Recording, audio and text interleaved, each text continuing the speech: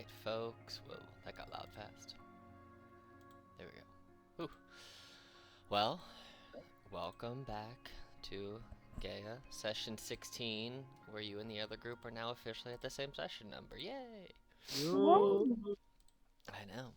So last time, you guys woke up from a long rest that you took at Orbal's childhood home with a companion, unconscious, the unconscious Somar in your grasp. And you decided to transport her from the Doom Mall home to Orbal's shop, while letting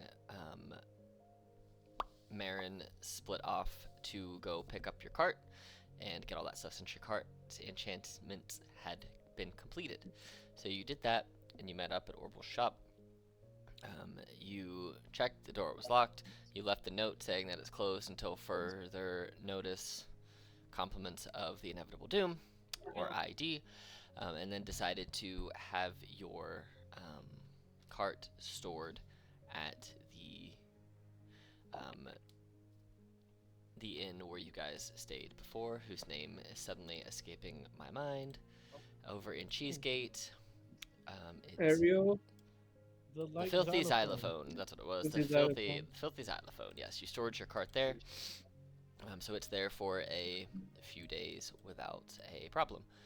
You guys then decided that it was time to head to the island after looking through Orbal's shop some, where you found some information that kind of led you to believe that Orbal probably has more of a hand in this than she let on.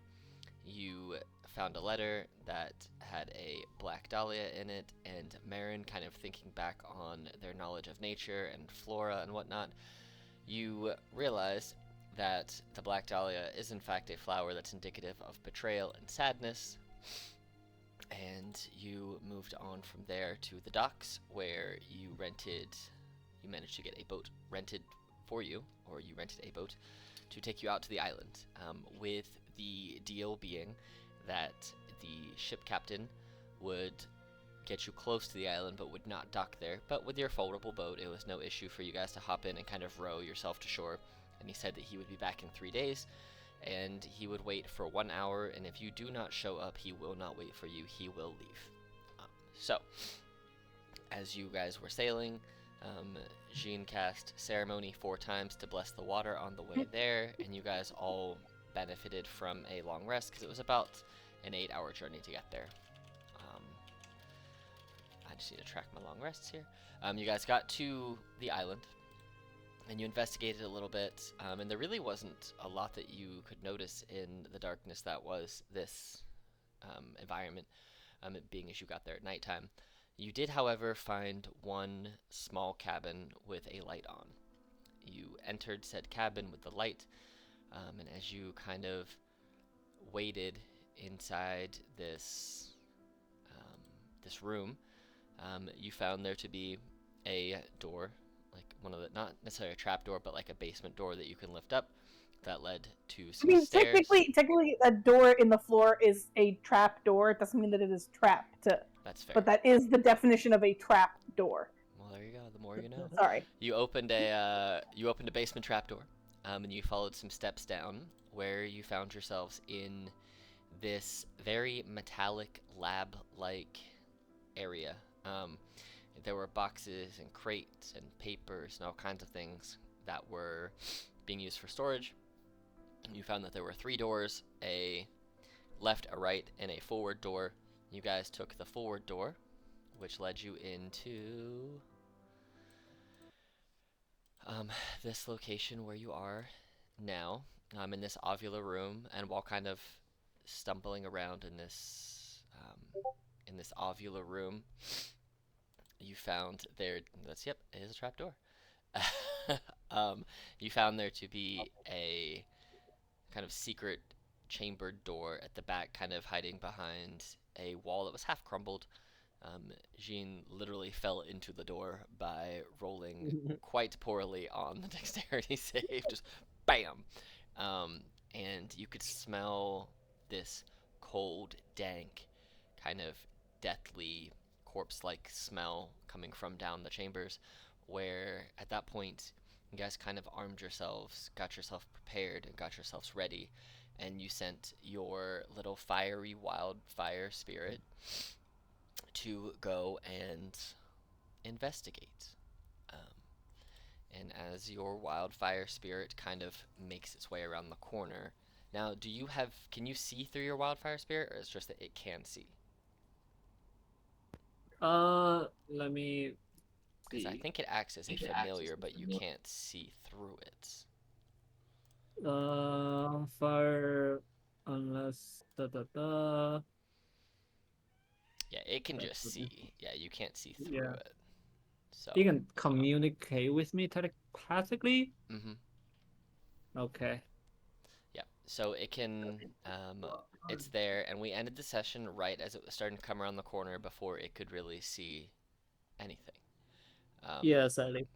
And as it kind of rounds the corner just a little bit, um, it sees some things, and some things see it.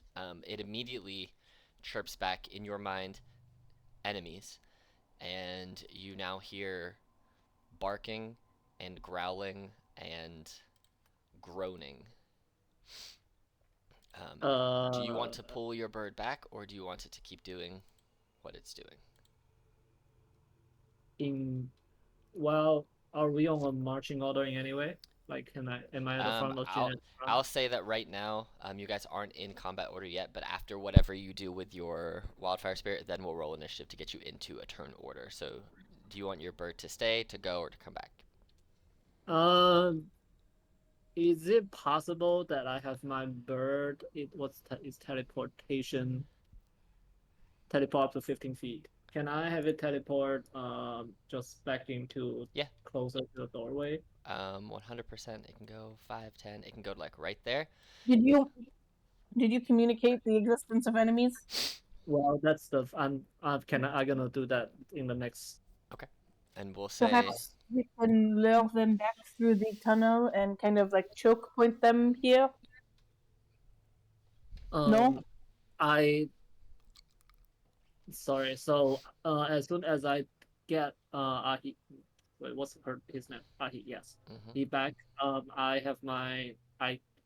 kind of I reach out my hand on Jeans and grab her, and be like, I don't know, and I was like, something's back there. As I telepathically tell Imric the same thing. And so we kill it. I didn't understand the problem.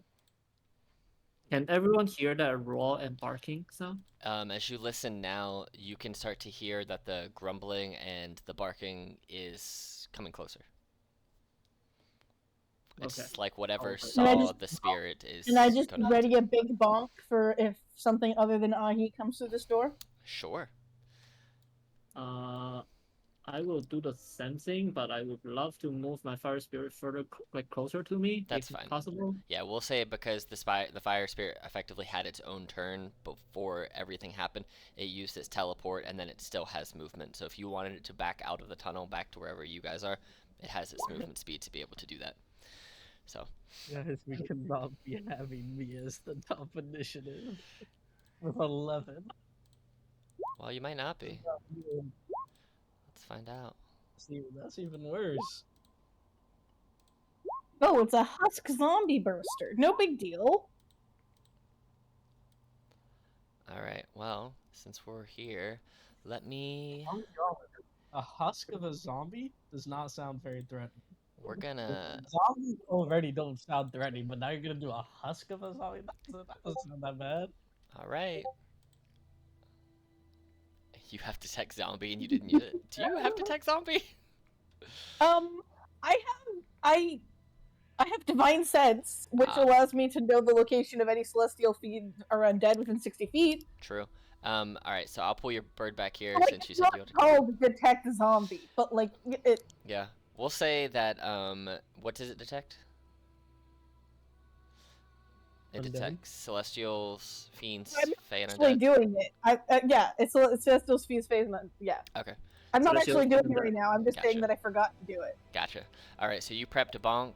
And this thing saw the bird going, and it can get 35 feet to right there. Oh, Holy good shit. lord. It goes quick. Mm-hmm. Oh, there's a couple of them. Here's the thing. I will say if you want to be in bonking distance right there, because you are at the caddy corner, you can use your reaction to bonk on top of it right now. Oh, hell yeah. All right. Oh, yeah. All right. Bonky bonk, bonk, bonk. You should have wrote an angry letter for a trap. Oh, it's... Guys, never mind. I don't bonk. Yeah, you go to bonk, and as it's moving so quickly, as you go to slash down with the sword, it just ducks out the way, and it comes back with and tries to claw attack you twice.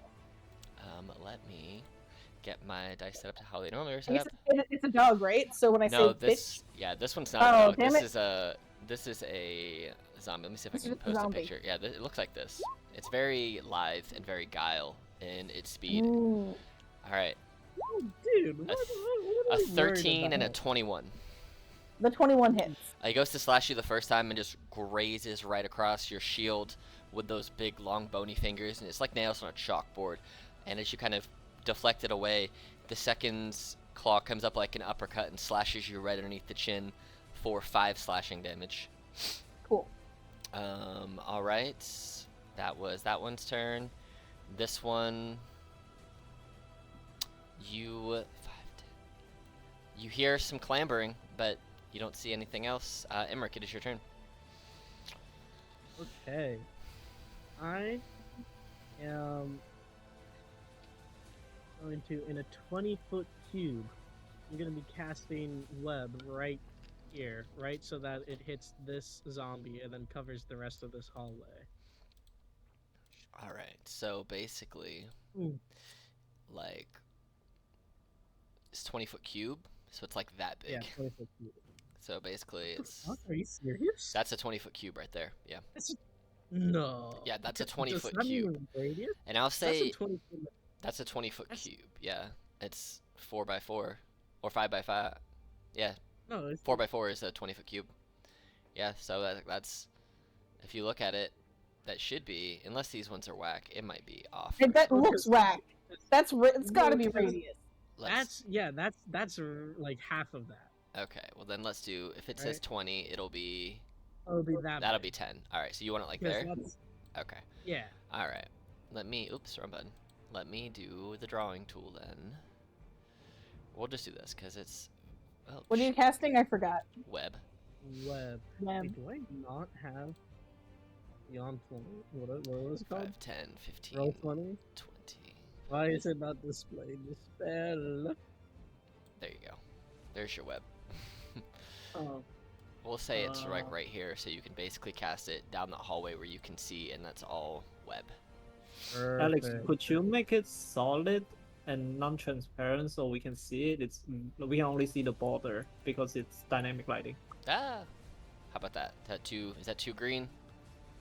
I mean, That's yeah, perfect. Sure. I want my webs to be a slimy green. Let me see if I can put it to the back though, because there we go. I was gonna say you covered up any bad guys. I wonder if I can do. And you should have a web. Oh, I'm gonna see if I can make this like a lighter color. Well, that doesn't help me. Oh, poop. Bold. Difficult terrain and lightly obscure the area. Here's what I'm gonna do so that I can actually see where the stuff is, because I want to be able to actually, see my stuff. We're just going to freehand draw some lines like this. Yes. That way I know what's webbed and what's not webbed, and I can still see the map in general and be able to measure stuff, because otherwise it was a big green square. Cool. Alright. And all that can go to the back. Alright. So you webbed him. I just have to make a save against being webbed. Do you want to share web? What's your save for web? I'm trying to share. You don't need to make the save until the start of your turn, but it's DC 16 Dex if you do want to make it now. Okay. Alright. And it lasts for 1 hour and it's concentration. Great. Yup. Cool. Okay, There's I web. guess I should not light it on fire that All right, quickly. there's web. Oh, web shared to me, not to everyone else, but I see it now. All right, cool. So, great. Is that your turn? That's smart. Okay, cool. You guys hear a growling and a barking, and then you hear someone go shh, and What? it kind They're of just shushing? something got shushed, yeah. Is there intelligence here? 5, 10, 15, What's going on? Okay, 10, there's a 15, 20. person. Let me see if this one can make the save to DC Dex 16, you said? Yup. He just beat it. No. 20, Oh, it's still 25, difficult 30. He can't squeeze through. He can't share a space, so he's kind of stuck behind where he is. So he's basically in 3/4 cover, and like Genevieve, you're in 3/4 cover from the husk zombie that just ran up because the guy that's in between you two. So you guys can't really hit the guy behind, but he also can't hit the guy in front of. Can't hit you.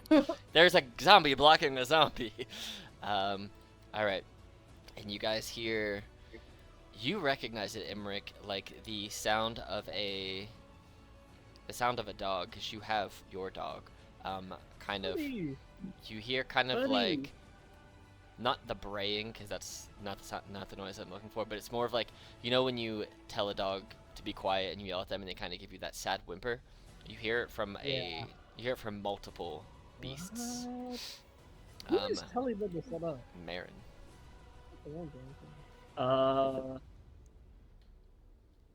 I am not sure what I should do. So I can see the sucker from like here, right? Like let's say if I move to here, I can attack it. You could. It's got 3/4 cover since it's completely behind it, so it would have a +5 to Okay. its AC. I will hold a per.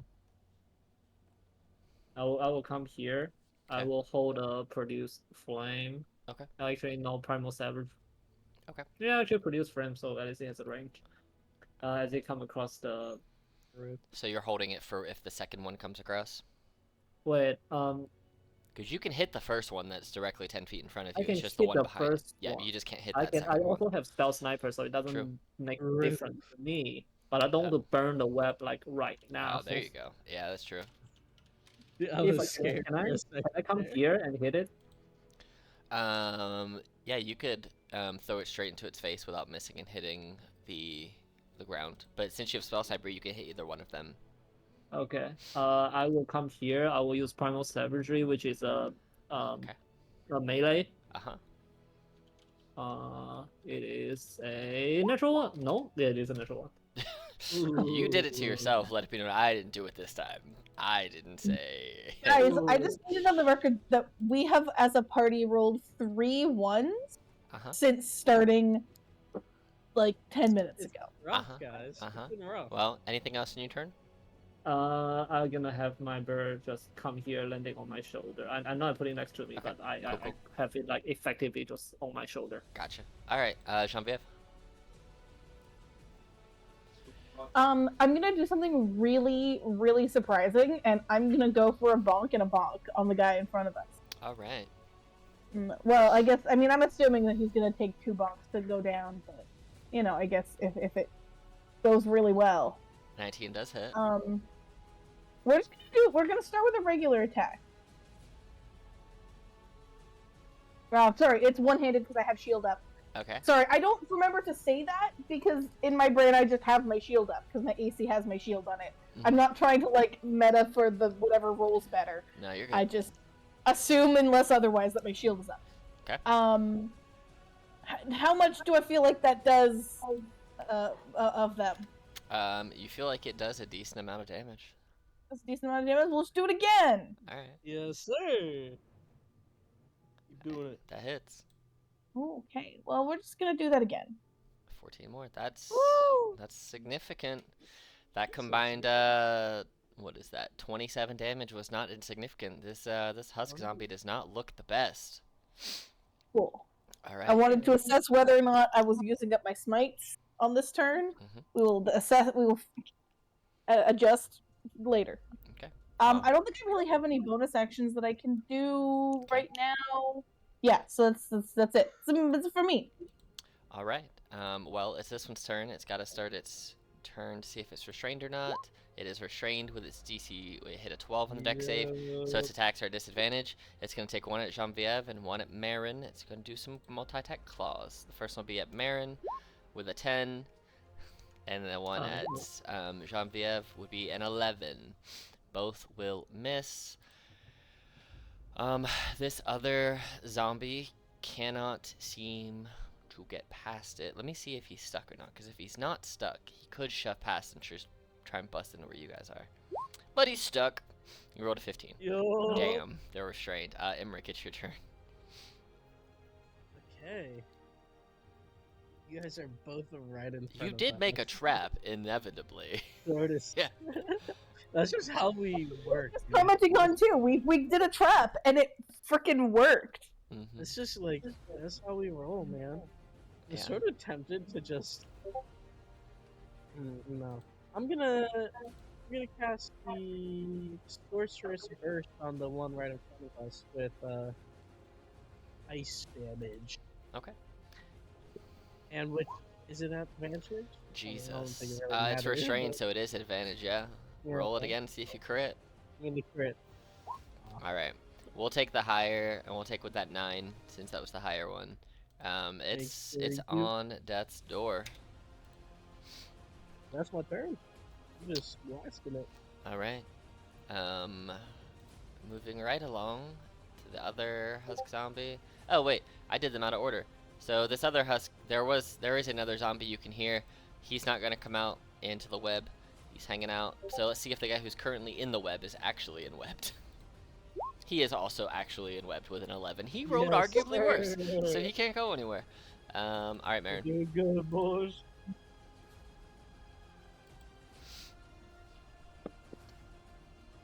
It is up to you, Marin.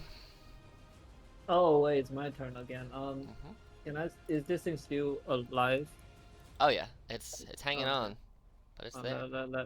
Let's try it again. Don't miss, please. Okay, thank God. That does not miss. And that's 16 damage. Alright. Acid specifically. So I had to roll a 21 con save, right? Or hit the undead fortitude. way. I rolled a 21 total. No way. I'm not even kidding. I rolled a 21. You hit him, and this husk zombie goes down. And then you start to see it like crumble, but it crawls itself back up. Are you telling me that it got knocked down, but it got up again? It did tub thump its way right back up. I am eventually gonna keep it down. Anything else in your turn, Marin? I did not think I was gonna pass that save. That was a really high damage roll. Here's a question. Yeah. I have my wild spirit, fire spirit long enough that I know it's attack way. If it makes a claw attack, is it gonna ignite? Just a regular, web. just a regular claw attack? No. Well, it's a claw attack that I think causes fire damage. I mean, if you attack it in the, well, In the face, that's I was pretty gonna far say if from you the attacked web, it in right? the face, yeah, you could probably get away with that. Yeah. Okay, I will have the bird, Okay. kind of on Yeah. my shoulder do an attack. All right. Talent attack +6. I'm just gonna roll here. Yeah, 19, that hits. so Yeah, that hits. hit 1d4 +4. So 8. All right. Let's see if I Damn. can make the con save again. Fire Yeah, damage. sure. I rolled a natural 20. Oh god. Oh my god. I hate this guy. Eating. He's like the zombie you guys had in the sewers that just wouldn't die. Yeah. I remember that guy. All right. Um, Are you moving sorry, anywhere? as You a- staying there? As a bonus action, I guess I will just say to Jin telepathically, we probably need to wipe out that holy water. I don't know how this works. You are the only people who can deal with that. It Here. is your turn, Genevieve. I mean, I don't want to waste my smites, man. And you know from your knowledge of zombies, just in your experience fighting them, that when they go down like they're dead and they come back up, they literally are mechanically at 1 HP. Yeah. I was. Thank you. Yes. Yes, that's. I mean, you all kind of know. You fought enough zombies at this point too, where you guys know that if they go down, they crawl back up. They are like at a sliver of life. I mean, I think I'm just gonna bonk the guy in front of me. I don't think All right, go for I it. have anything else that I mean, like I can divine smite once I hit, but I don't think there's really anything else I'm gonna do Okay. before attempting to hit. Ooh, but 12. that's a 12. It does hit. Ooh. But isn't For your 11 weapon like damage. plus in a certain way that it may keep undead dead? I don't know how that works. I mean, it's blessed to try to help with dealing with vampires. So as you Aren't slice, they all the same thing? as you They slice just down like on do it, radiant damage. as you slice down on it, the zombie stays down. This time, it did not pass the save. But as it's laying there dead on the ground, its body starts to bubble and boil, and then it bursts. And I need, because you said they're on your shoulder, Marinette, I need you, the Wildfire Spirit, and Genevieve to all make me a DC 12 con save. These guys are special. Wait, do I have aura? Do I have aura at this level? I don't know. Do you? I think it's I don't at remember. 8th level. Is it? What? Is it 8th level? I mean, we all passed this save, did we not? It's with the 17 and the 19. As long as the bird passes the save too. Yes. Do I roll it as a bird or what? As wildfire it spirit? will be the Wildfire Spirit stats. You do have Aura of Protection, so everyone gets a +2 of your charisma to their. Here, I'm just gonna. Yeah, so everyone would get a +3. Everyone in just your so 10-foot area. There you go.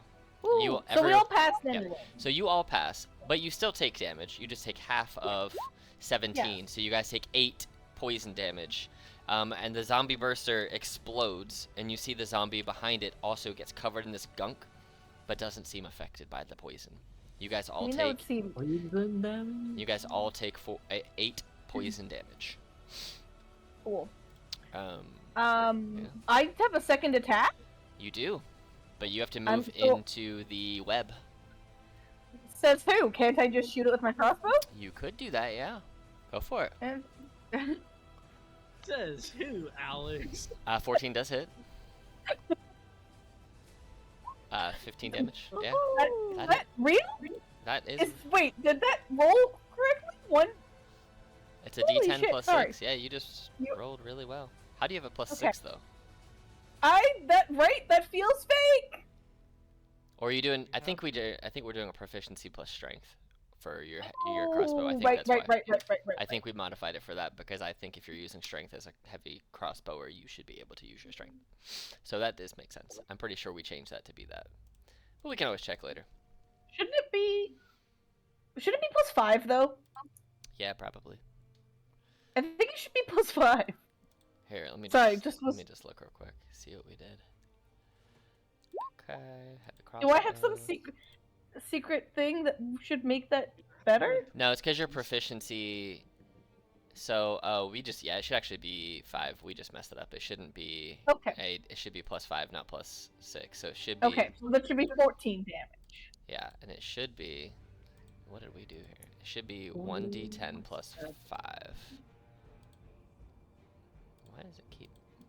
It does not want to do it. There we go. 1d10 plus 5. It's accurate now. So. Yay! Yeah, I was going the wrong way. So Refreshing. +1 damage. Okay. There you go. 14 damage. Cool. 14 damage is accurate.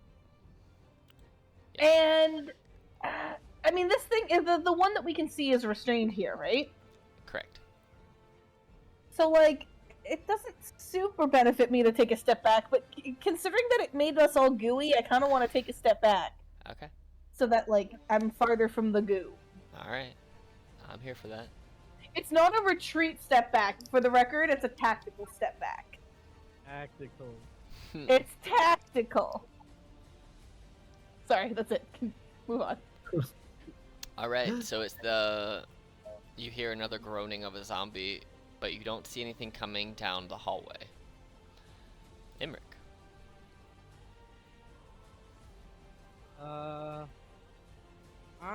am going to cast a little minor illusion at the very end of this hallway of like a 5-foot tall, or I guess like a 4-foot tall. I don't need to use the entire thing.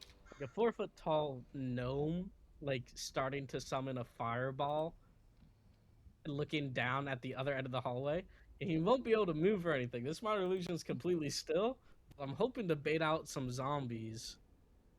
And I feel like it's a little bit stupid, but I'd like to quicken that spell. Okay. And then I want to hold a sapping sting in case I ever see any of the zombies come up and try to attack the minor illusion. All right. So I'm just gonna do, because it's only a 5-foot little square basically. So we're just gonna say it's like right here. There you go. Cool. I want them like pushed up against the wall so Yeah. so that the zombies will come forward. Cool. And we can see them. All right. That your turn? Yep. All right. The zombie. Let's see if it's restrained. It probably will be. Ooh! It rolled a 16 on the nose. No. It did. It did. We're done for. All right. So it's gonna sprint through the web to right here. It's no longer restrained.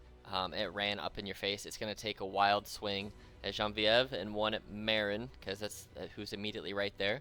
And the one at Genevieve is a 14, and the one at Marin is a 24. Okay, yeah. 9 damage. And Nine.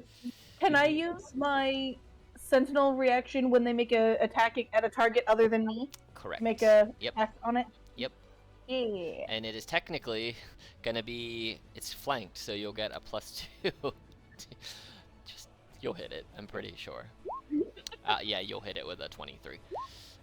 10 damage. Cool. Damage. Alright. Die, zombie. Alright, Marin, it is your turn. Okay, yeah, I'm happy that I just got swing at. Primal Savage, that's a 12? 12 does hit because of its negative AC bonus because of your, or your plus because of your thing. So it's a hit anyway to 10. So 12 acid damage. It is on death's door. My bird going, that's a 1. So 1d6 plus 4? He's got to roll to hit, but yeah. Yeah, I'll just, it's a painful to roll from roll 20. Yeah, it hits. Yep, it hits with a 16. Okay, and it's 1d4 plus 4. So 8. Wow, Fire your bird is rolling well. It slices it down to the ground, and it stabs all of its fingers and just kind of crawls back up Genevieve's armor, just making little scrapes on it, and like stands back up again. Speaking of that, Genevieve, it is your turn. She went to get the potato skins. No, I didn't. I'm here. Okay. I'll do it after my turn. Don't burn them. That'll be fine. All right. I was wondering how if I could try to push it back into the webby web. You can. And I forget how shoving works.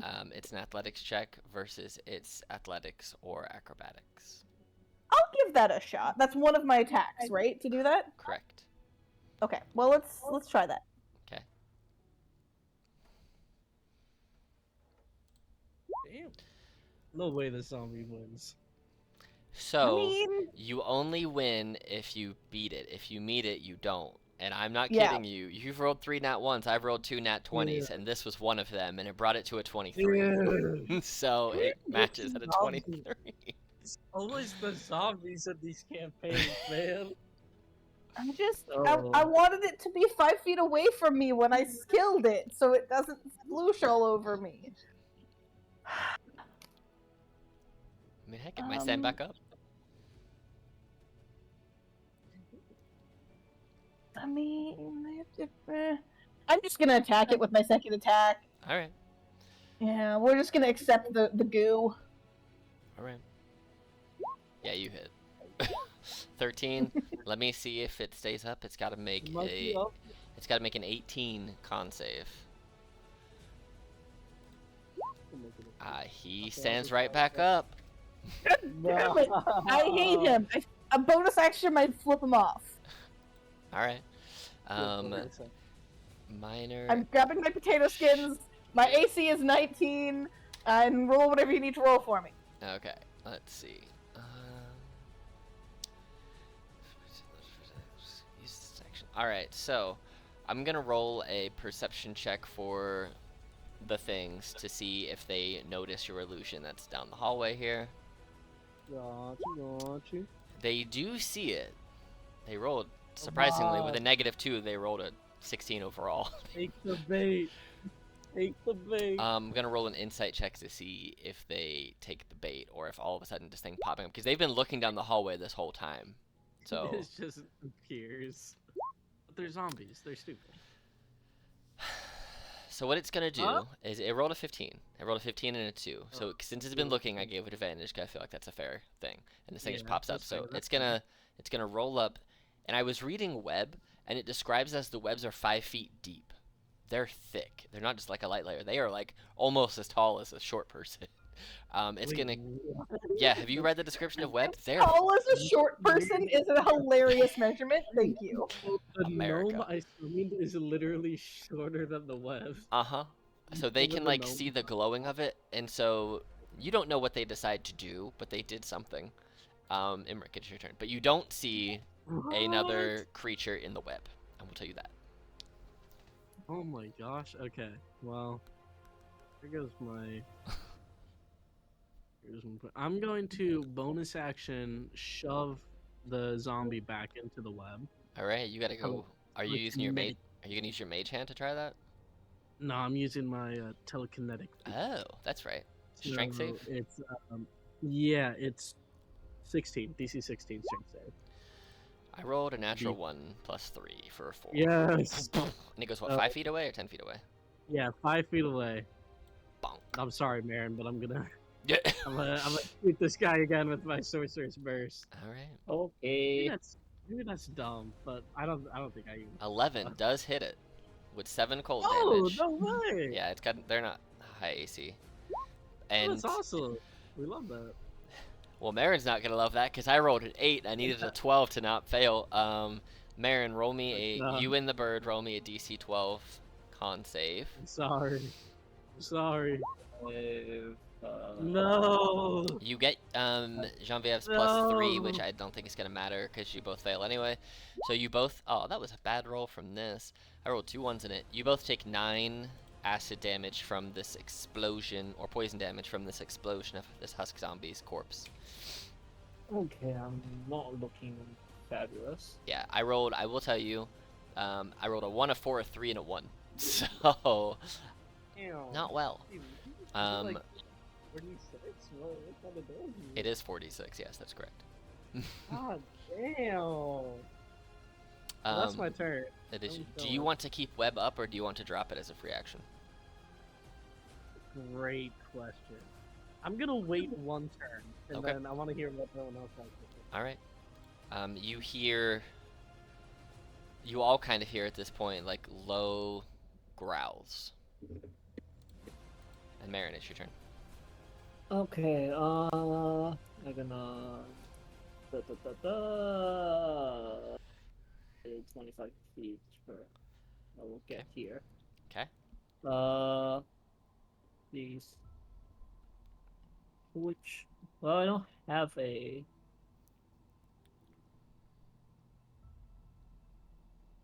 Which one is the bonus action healing word? Yeah, healing word. Yes. Yep. Or any potions if you want to use them. Yeah, I'll do it. You can also use it as an Oh. action too and get the whole benefit. It's up to you. What, like drinking a potion? Yeah, so you can drink a potion as a bonus action and just roll the dice for it, or if you use your action and it's like a regular healing potion, you just take maximum healing. So. I will use my whole action to do it. That will be 2d4 plus 2, which is 10. Yep. So you just get 10 HP back. But remember now at level 6, your healing spells also do extra because of your wildfire spirit connection. So you do have that. Same with your fire spells do 1 extra dice damage as well. So. Oh, That's a damn. lot of things that I don't remember. Yeah. Thanks for reminding me. I played Wildfire Spear up to like level 10, and they can get busted good. Yeah, I remember. They're so fun. What? Wait, what am I getting from? Oh wait, there. Yeah. The one with your buzzer influences you whenever you cast a spell that deals fire damage or restore hit point while it is summon roll.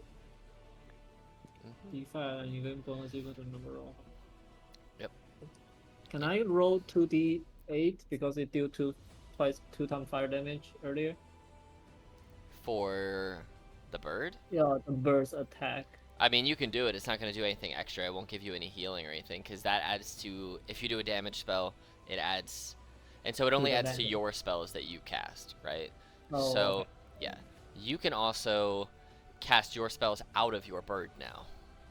Yep, that part I... Yep, so it'll add damage to a spell you cast, whether it's through yourself or through your bird, or a healing spell that you cast through you or through your bird.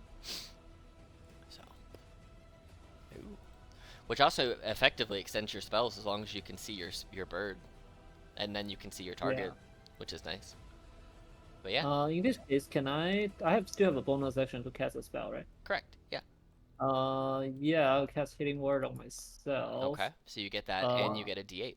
So 9 plus an 8, whatever your D8 is gonna be. Jesus. 15 points from a Healing Word. That is the most you could possibly get. Almost. Well, 16 would be. I am back to max.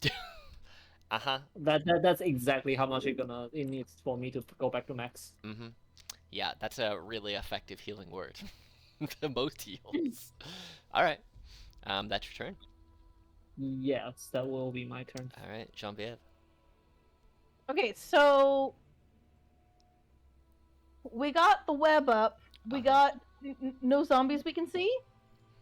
You can see what you can see. I think I'm just gonna take a step back. It's a tactical step back, not a retreat. And I'm just going to ready my attack to shoot crossbow at any zombies that come in any direction. I'm doing a like back and forth just in case any start coming from over here because I don't trust them. But I'm just if any zombies come within range / vision, I shoot. Otherwise, I there's nothing I can see, and I'm not running into the creepy web. Okay. All right. You hear like a hacking and a slashing, but that's it. Emmerich, it's your turn. Okay.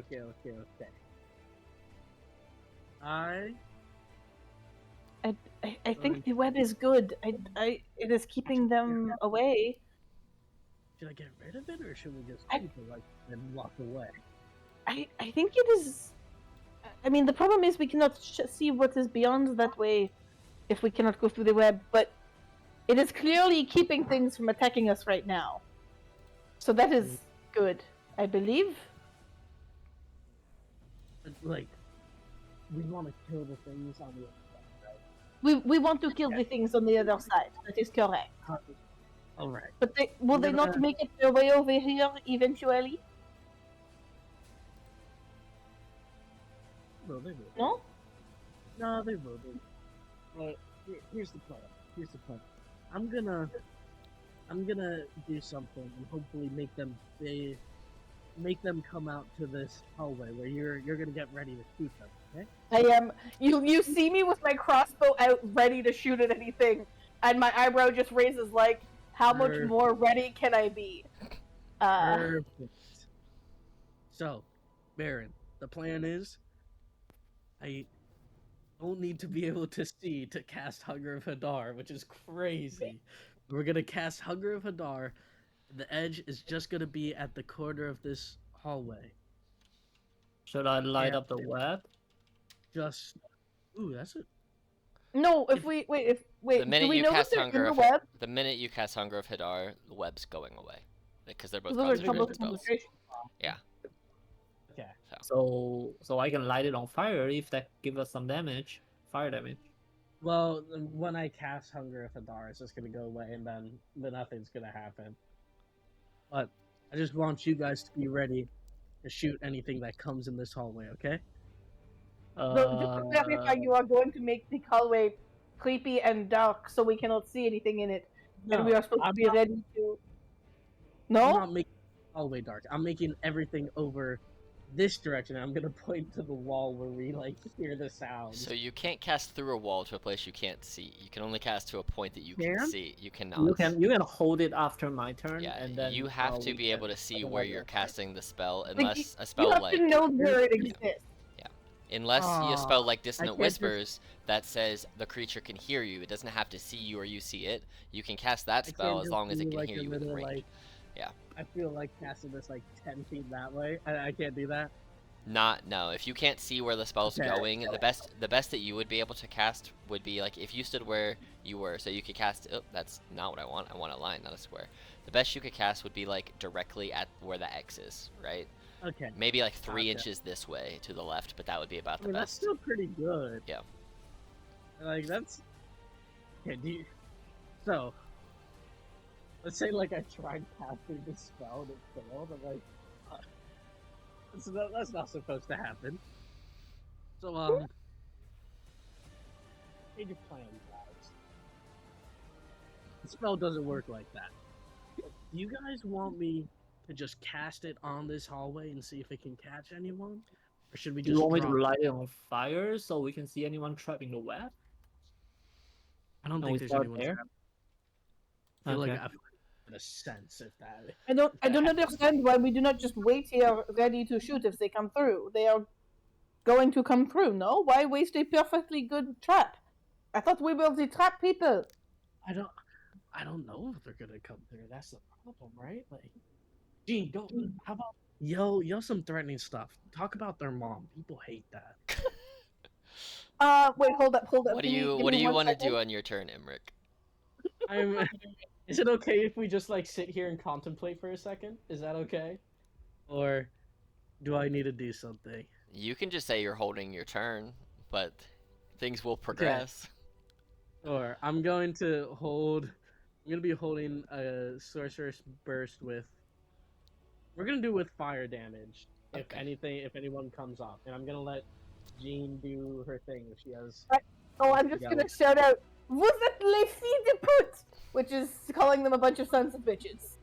Because you told them to say things about their mom. All right. And so. All right. The thing is, you two know what you guys are saying. I have no idea because I don't speak giant. You just know that I said something that sounds rude. Well, it is marriage. I mean, I figured that part. Va te faire foutre. Is it my turn? Mm-hmm. Okay, coming double to the other side of the room, get a clear view here. I will throw a produce flame just to light up the web. I don't know that's gonna. I need to roll for that. Basically, if you throw fire at it, it will burn a 5-foot cube of the web in one round at 2d4. Yeah. It doesn't the whole thing combust into fire? No, because basically it fills 20-foot cube. So actually, I made it too big. It should only be 4 squares, not 16 squares. But here we are. It's 20-foot total cube. Oh well, it's fine. It is what it is. Yeah. But yeah, it's 16 squares. It's 30. It's 32 big. I'm pretty sure. It's fine. Is it really worth blowing up one 5-foot square if we can't see anything in there? Like, what's the plan, guys? I should just sit here and wait for stuff to come out. I don't think stuff is going to come out. They haven't come out yet. We can hear them though. You can hear them, but they're just waiting back there. They're not moving. But I told them to go fuck themselves. How they should come? Yeah, you know what? Let's see. Was there a response to that? You don't hear any response. Do we still hear the growling of the slashing? Are they like still there? Things have gotten a little quiet. I don't like that. Mayor, anything you want to do on your turn? It's either we just drop the web and we go running in guns blazing, or like because there's nothing to get just shooting in there. I wish I could concentrate on more spells. Right? Same. I want to concentrate like on 3 at a time. So like I said, like if I light it on fire, it only burn out like 1 5 cubic foot. It doesn't really go further. Correct. It burns out 1 5 foot cube. Yeah. Okay. Well, I could wait. We could wait. For now. We just wait an hour for them to come out. Like another turn, and then we, adjust the plan. I'm holding a produce flame. That's my turn. Okay. All right. Guys, I'm gonna drop web. You're dropping web. All right. Well, I want to hear what I'm gonna say that out loud before I do it, and just hear what do people think about this. I think it is not your turn yet. Huh? What do you want to do on your turn, Shambia? I would like to use my divine sense to try to sense some zombies. Use your divine sense, and how far does it go? 30 feet or 60 feet? 60. I'm gonna go like right up to here though, just to see if that gives me an extra 10 feet. Let me see how big it is.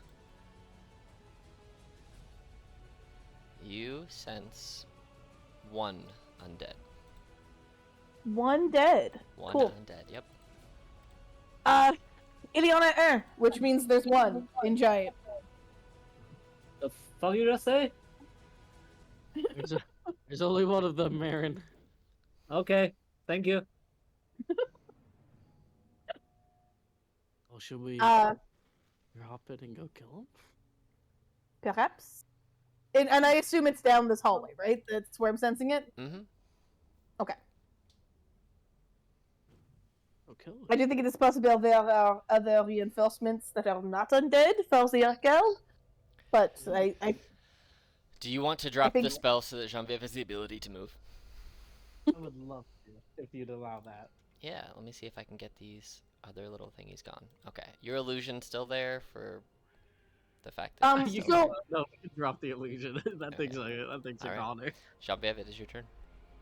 so like I do want to move ahead, but I don't have dark vision, so if this hallway is dark, I should not be the first person down it. You don't have the lamp? What's the light You can around see you? that there's a little bit of dim light perching Okay, around the corner. then I'm going. I just wanted before I went in and was like, "What do I see?" And you're like, "Nothing," because it's dark. Okay. I'm just gonna go straight down until I see something. All right. And now you see what you see. That's 20 feet. I think you still have 10 feet of movement, right? I think so. Yeah, I think you should actually be like in this little square right here. Yeah, I'm not quite in the square. Yeah. So you should. Okay, well, 10 feet will get you right to him. Yeah, let's do it. And as you get to it, it's gonna take a slash at you because it's been holding and waiting. So. Yeah, that's fair. That's 20 total. That just that For hit. 7 slashing, you come up and it just slaps you in the face with its big long claws. And now it's your turn. Bitch slaps. I'm gonna just bonkety bonk. Oh yeah. Battle. Bonk. Ooh, bad bonk. That does hit though. Ooh. Well, are both you? Bad bonks. I don't think dim light gives you any disadvantage on attacks because you're not blind. I don't think. Let me see real quick.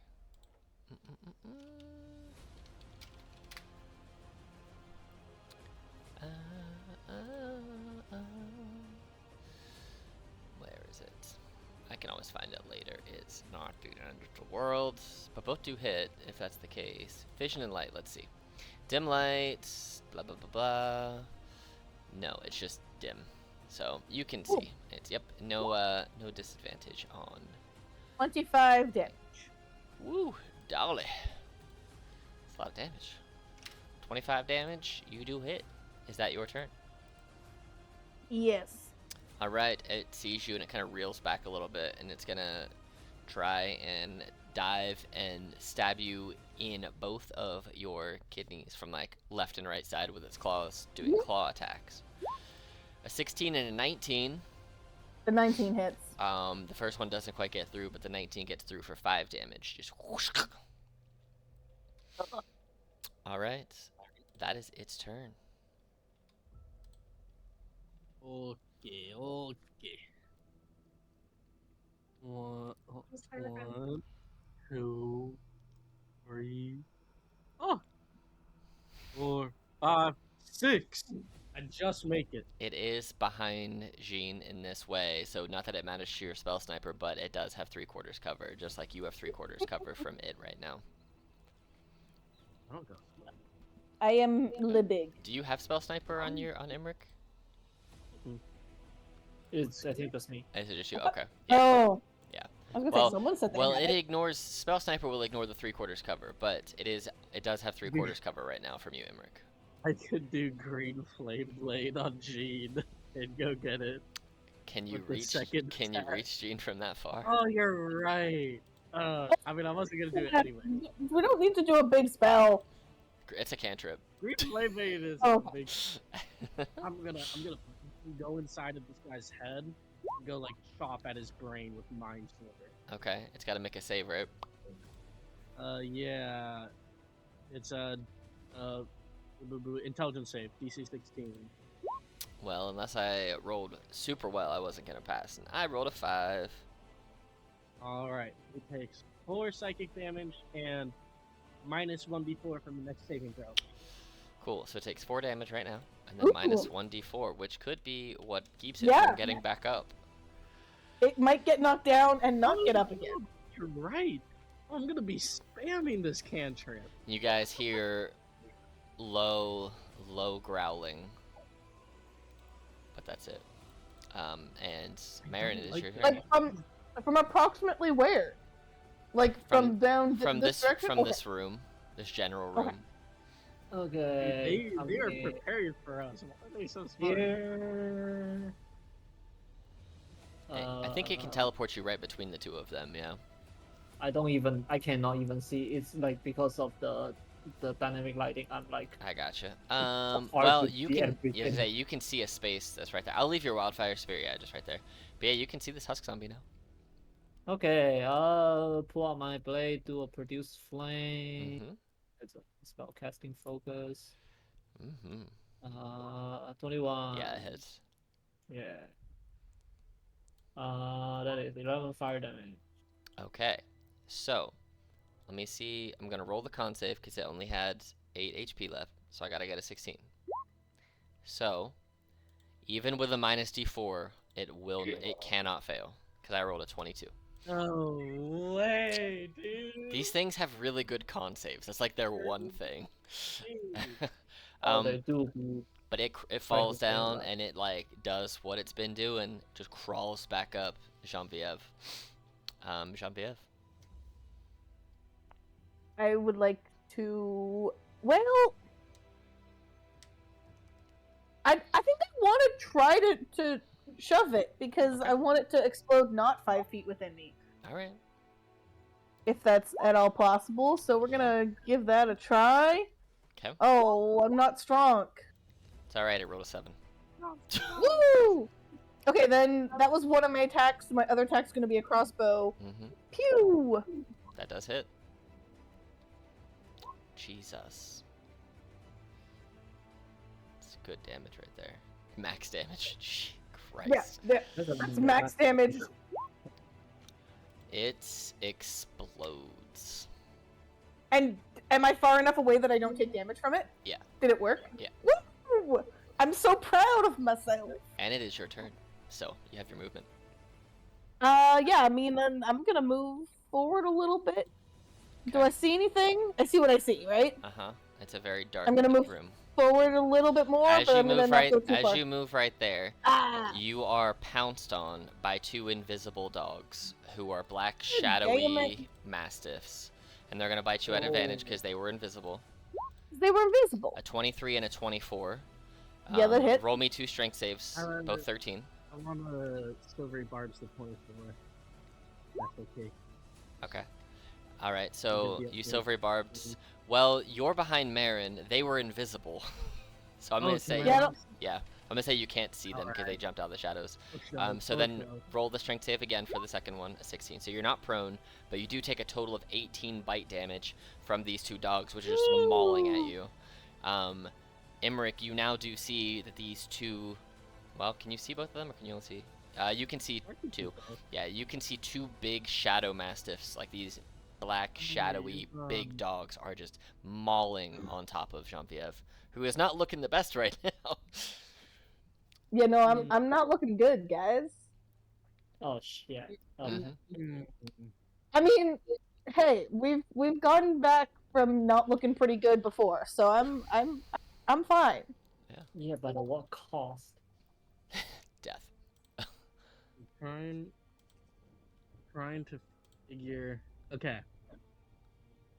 Can Jean-Pierre move right here, or is that like wall? That basically all opened up. She could move up against that cliff, but it's still gonna be within 5 feet of the mastiffs. But yeah, she could move there. Of both of them? Of this guy too? Well, it would be 5 feet of that mastiff, and the other ones would be 10 feet away. But yeah, she could move there. Okay. Can I use my telekinetic to move her there? You can try and force move her, yeah. Yeah, I would love to do that. Because you've never been telekinetically forced against your will, are you going to let yourself be magically pulled, or are you going to resist, Jean-Pierre? Have I seen You've people or things be telekinetically moved? Yes, you have. You have not done it to each other, but you know it is a thing. Yeah. I honestly, like, at this point, like, I'm going down no matter what happens. So, like, if I have some sort of sense that someone has done this before, I think I'm just gonna go with it. Okay. Yes. All right, cool. So you move her. You can definitely move the one square. There. Okay. I'm here, right? Yep. And then I'm going to, at 3rd level, cast Cautious Mind Whip on both of the Mastiffs. Okay. What kind of save is that? No. It's Intelligence. Oh. DC 16. And then all the stuff. Okay. Well, should roll it twice. they do not pass. And so they'll take some damage. And they'll just take the first damage because you just roll it the once. And then they get to... They both don't pass? They both fail. So they'll both take that. They'll both take 11 damage, and then they have to choose whether it gets a move, an action, or a bonus action. And they get no reactions. Cool. Okay. Great. Well, that works. Cool. Okay. So that actually, all that does is stunt my turn for a round. That's all. Because I already knew what I was doing next with these guys anyway, and all you did was force me to continue my path, which is fine. You all three see this. In this dim light, this darkness of this room, both of these dogs just blend into the shadows and disappear. That's their turn. That's not good.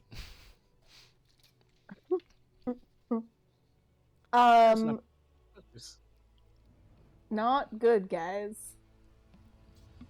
I will tell you this. They were going to do that anyway as a bonus action, and now they're invisible, which meant they would have got to attack you at advantage. So you stopped that for a round. We're good. Mm-hmm.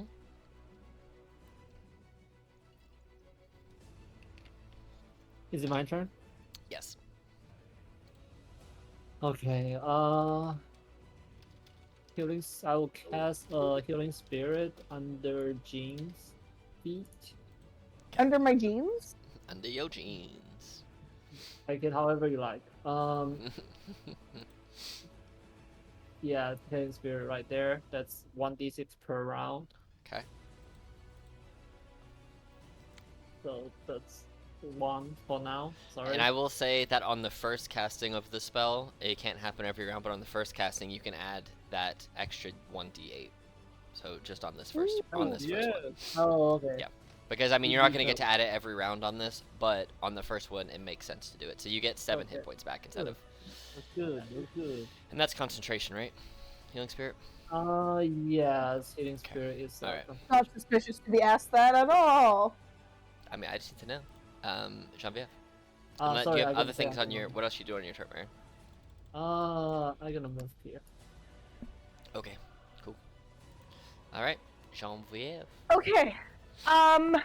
Okay, so here's my question. Is there any way that when they went invisible that they didn't then like move? Or like, do I know that they're just invisible but they're around? Or do they just like poof out of existence and they could be like in another plane of existence? They could be halfway to Tuesday by now, you know? You don't You know what I mean? Yeah, I know what you mean. Cool, I don't know. You don't know. Yeah. You didn't hear any moving or anything like that. But as far as you can see, they're not there. Would it be my action to feel around me, just like in a 5-foot circle, to see if there's one around me? It would be. You can do that, or if you want to just make attacks at disadvantage, you can do that too. But if you want to feel and see if they're there to remove your disadvantage for your next turn, you also have that option. Well, the thing that I want to do, if at all possible, is I want to try to feel around and then grapple if one's around me. So, like, I don't know how that would work with the two options as previously stated. Well, let's say you do a perception at disadvantage, and then I will do a stealth at advantage for them, because that's what invisibility gives you. And if you beat that, I will then let you attempt to grapple on. If you beat it, you can attempt to grapple it. Well, it rolled not great either. It rolled a 13 to your 10. So you feel around, and you just don't feel. Yeah. You would have if it didn't have advantage, you would have found it. Yeah. So, but yeah, that was your action to do that. That was my action to do that. If it had worked, it would have been really good, guys. Just for the record. And remember, there's the homebrew rule that I let paladins use lay on hands on themselves as a bonus action. I know. The question is, I'm really afraid that we're not going to get to rest down here, and I need to have my stuff for later. I know that I need to live until later for it to be able to use it later. So, like, I'm aware of that. Like, Just FYI, healing spirit lasts like at least 10 yeah. I do minute. appreciate the reminder of the homebrew rule, but I think I'm just gonna hold up and. Okay. Anything else on your turn? No. All right. You have potions too, I think. Those are bonus action. All right. Emmerich. Unless I had a potion of sea invisibility, it wouldn't be super helpful. We are in dim light right now. You are in dim light. That is correct. Okay. I mean, my sword does emit light, and I'm pretty sure Jean has the lantern too, to make it a bright area. But she's got a shield and a sword out. But yeah, I was gonna say I'm not really focusing on the lantern's existence at the moment. Okay, then I have a sword that's equivalent of a torch. Okay. Cool. Do you have your thing out? What's it do? 10/10 for you? The torch? Is it 20/20? Torch is the. Well, yeah. What's your sword? Your sword should say. My scimitar, the one that you gave me. I have no idea. Oh. It just says shines light. Oh, I'll look at it and see. What would you? I'll figure it out. 2020. 2020. Okay. All right. I will add it on there. 2020 vision. 2020. Bam. There you go. Now you should be able to see. There's the bright light. Cool. All right. Bright and dim. Emmerich. Okay. I'm going to focus on these two invisible dogs and cast a twin version of Dissonant Whispers. Just whisper some words. Bad dog. All right. Bad dog. You know what? That's what I'm gonna whisper, but like in deep speak. Dog over What and over is and over. there? What's the save for it? It's a wisdom saving throw. DC 16. Well, neither one of them passed. So you're doing consistently 11 damage per round. Yes, sir. And they have to run their whole movement speed away, right? Yes. You guys both Marin and Genevieve, you feel two shadows just blast past you far away. You can both make melee attacks at disadvantage if you want to, unless you have the thing that lets you attack spells as a reaction, but you do have your reactions for disadvantage attacks if you want them. So. Oh, scimitar attack, I guess. 10 will miss, unfortunately. To have the attack with the me attack? You can if you wish at disadvantage because they're invisible. Yeah. I mean, why not? What am I gonna lose? My pride? A 12 just hits, and you Yes, feel the dog kind sir. of stop in their tracks. Roll me damage. Phew. Okay, This is attack of opportunity, right? correct. And So they are stuck. That one is They stuck. can't move. Where are they then? I mean, I know where they are, right? So now that Like, ish? yeah, now that the mind whip is over, I believe they can do stuff on their turn now. Yes, they can. All right, so being that they were invisible unless in direct sunlight, they can utilize that. This one is gonna appear, and it's gonna attack you out of its invisibility. So it's going to try to bite you at advantage here. A 14 misses you, Genevieve. Yep. And the other Shadow Mastiff is gonna run up to you, Marin, and it's gonna try and bite you out of invisibility with a 20 to hit. For 11 piercing damage, and give me a DC 13 strength save or get knocked prone. Is that me? Mm-hmm. Yeah, it came out of invisibility to attack you. What's the damage to begin with? 11.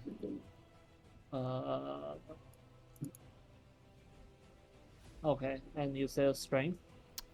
Yes, DC 13. Okay. That's not, well, that's the same thing. And I got a plus. Oh, yeah. Whatever Yeah, from you Charlie. pass it. Yeah, you only had to make a 13. And then that is both of their turn. So the way the healing spirit works is whenever you or a creature you can see moves into the spirit space for the first time on a turn or starts its turn there, you can just Got it. I wasn't sure whether it was on my turn or on Marin's turn, and I'm like, I don't remember, and I'm not going to. So I needed to make sure I knew. Here's Before- here's the 1d6. thing. It doesn't last for a full minute. You don't get to heal 10 rounds. You get to heal a number of times equal to 1 plus your spellcasting modifier. So we got to keep that in mind. So it's not 10d6 like we misread it last time. It's 1 plus, if your wisdom's plus 4, it would be 5 times. So it lasts for a minute. You can just heal that many times. Yeah. So, And you can jump in and out within the minute is what it correct. is what the minute is for. Correct. Yeah. But it's Marin that has to choose the healing to work. So I can have it heal for 6 times. yeah. So 1 plus your spellcasting mod. If it's 5, then 6 total times in a minute. And anytime anyone starts there or moves into there for a turn, you can just have it heal. So Yeah, I just gonna have that under Jean just to give her constant healing, more or less. cool. But it is your turn. You have 1 Shadow Mastiff directly in front of you, and you have 1 between you and Genevieve, who's looking real bad. If can I cast Fairy Fire and have them outlining the thing? You can, but your healing spirit will drop because they're both concentration. Oh shit. Okay, I will attack this one with my claw, I guess. That's the best way to describe it. That does hit. Okay. That's 7 acid damage. Okay. I gonna teleport 15 feet this way. Okay. So here. And it's gotta make and a. as I have a teleportation, it has they need to do a saving throw of some sort. It rolled a 13. It's a DC 16 saving throw. Okay. Here. And it takes 1d6 plus your fire. So plus proficiency bonus. So 1d6 plus 3. Okay. Do I get a 1d8? Not from this, because that's from spells that you cast, from healing or from yeah. But I will say with the 3, because it had 4 HP left, that 3 plus 3, you see the shadow. Ooh. The shadow itself kind of like gets enveloped, and it's like a burning outline of this dog, almost make it look like a hellhound, and then it just fades from existence. And that also applies to this puppy as well. Unless it make the saving throw. That one also failed the saving throw, and that one turns into a hellhound and vanishes as well. Ooh. And that is the end of combat in this room. If you wish to throw 4 more heals out of that healing spirit, you certainly can. Heal me up. 13. There you go. Cool. It's only second level. It wasn't like that powerful or anything. Yeah, I mean, look, like 20 odd healing is not that powerful for a second level spell. Like this is good. Mm-hmm. It's a mobile one. Okay. Do these look vampiric to me? These coffins? They look like coffins. Thanks. I will say the bones that you see do look fresher. They look like there's still some moist meat on them. There's still some sinew present on some of the bones. They do look very humanoid in nature. There are some animal bones here or there, but they're primarily of humanoid orientation. So. I'm gonna like call everyone around one of the coffins and like have like one hand reach to open the coffin and the other hand like holding I guess my long sword would not really like fit. Do I have another weapon? I feel like I have like I got a dagger. I got multiple daggers, and I think one of those daggers is actually blessed. So, because I blessed 4 weapons, and there's only 3 of us. Mm-hmm. So I think I'm like 90% sure I said that I blessed one of my daggers. You did. So I'm gonna take one of my blessed daggers and just be like ready, just in case there's a vampire in here. Okay. And I'm gonna like 3, 2, 1, open it up with like everyone like watching me. All right, roll me athletics check. I'm gonna say hold a primal savagery. Okay. Give me that. Ooh. 11. I'm not that strong. It's not super. I was gonna say you're fine with 11. It's not super secured as you're under it and like reaching at it. It's more of one of those. It's not so much that you're not strong enough to open it. It's like you have that nervous hesitation of, am I about to just get annihilated when I open this coffin up? It's like it's that natural subconscious you could die hesitation where you're like, here we go, and it just creaks open, and as you go to prep to attack whatever may or may not be in here, as you swing open the coffin, there is no body in this coffin. It is silk lined with purple sateen interior with a nice soft fluffy pillow, but there's nothing in it. Can I just like would it ruin a vampire's resting spot to just like hack at it with my longsword? Like, not like just like bust it up? Would they still be able to rest in it if it was busted? I mean, they might have more than one coffin, but they'd probably piss them off to no longer have a coffin to sleep in that's close. Beautiful, guys. I'm gonna bust it up. All right. I mean, as I'm doing that, I would like someone to note that we have a literal fire person here who could just light it on fire. But I'm just hacking at it with my longsword, just trying to make it unhospitable. Okay, as she halfway through chopping down the lumber, I will light up the thing with the fabrics and everything. Okay. Yeah, you can certainly set it ablaze. After we do that, I'd like to go just double check this other one. It may not be a great idea to light up a bonfire inside of a cave, but hey, what do I know? Relatively contained. There's not a whole lot of other flammable material down here, right? Yeah, we need to breathe. Fine. Like we need oxygen. No, we're fine. We don't have to blow up this one as well. Oh, actually, we do have I think we still have water breathing, so that might be fine. Anyway. Water is not smoke or CO2. How does combustion? Anywho, I'd like to do the exact same thing I just did. Dagger out, ready to open, all of us ready to go. just in cases. Yeah, holding an attack too.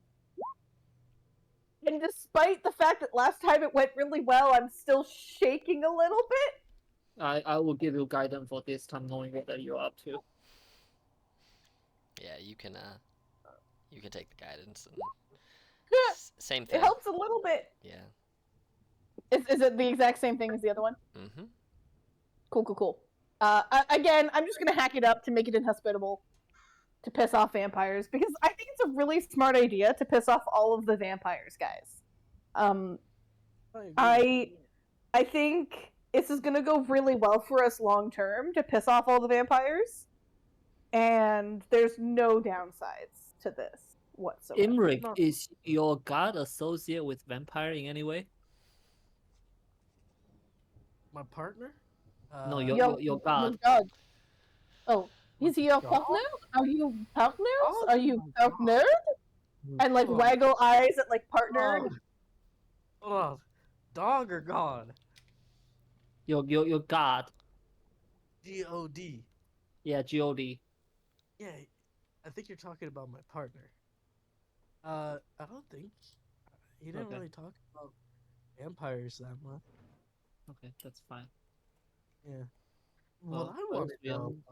At least we're not pissing off your god.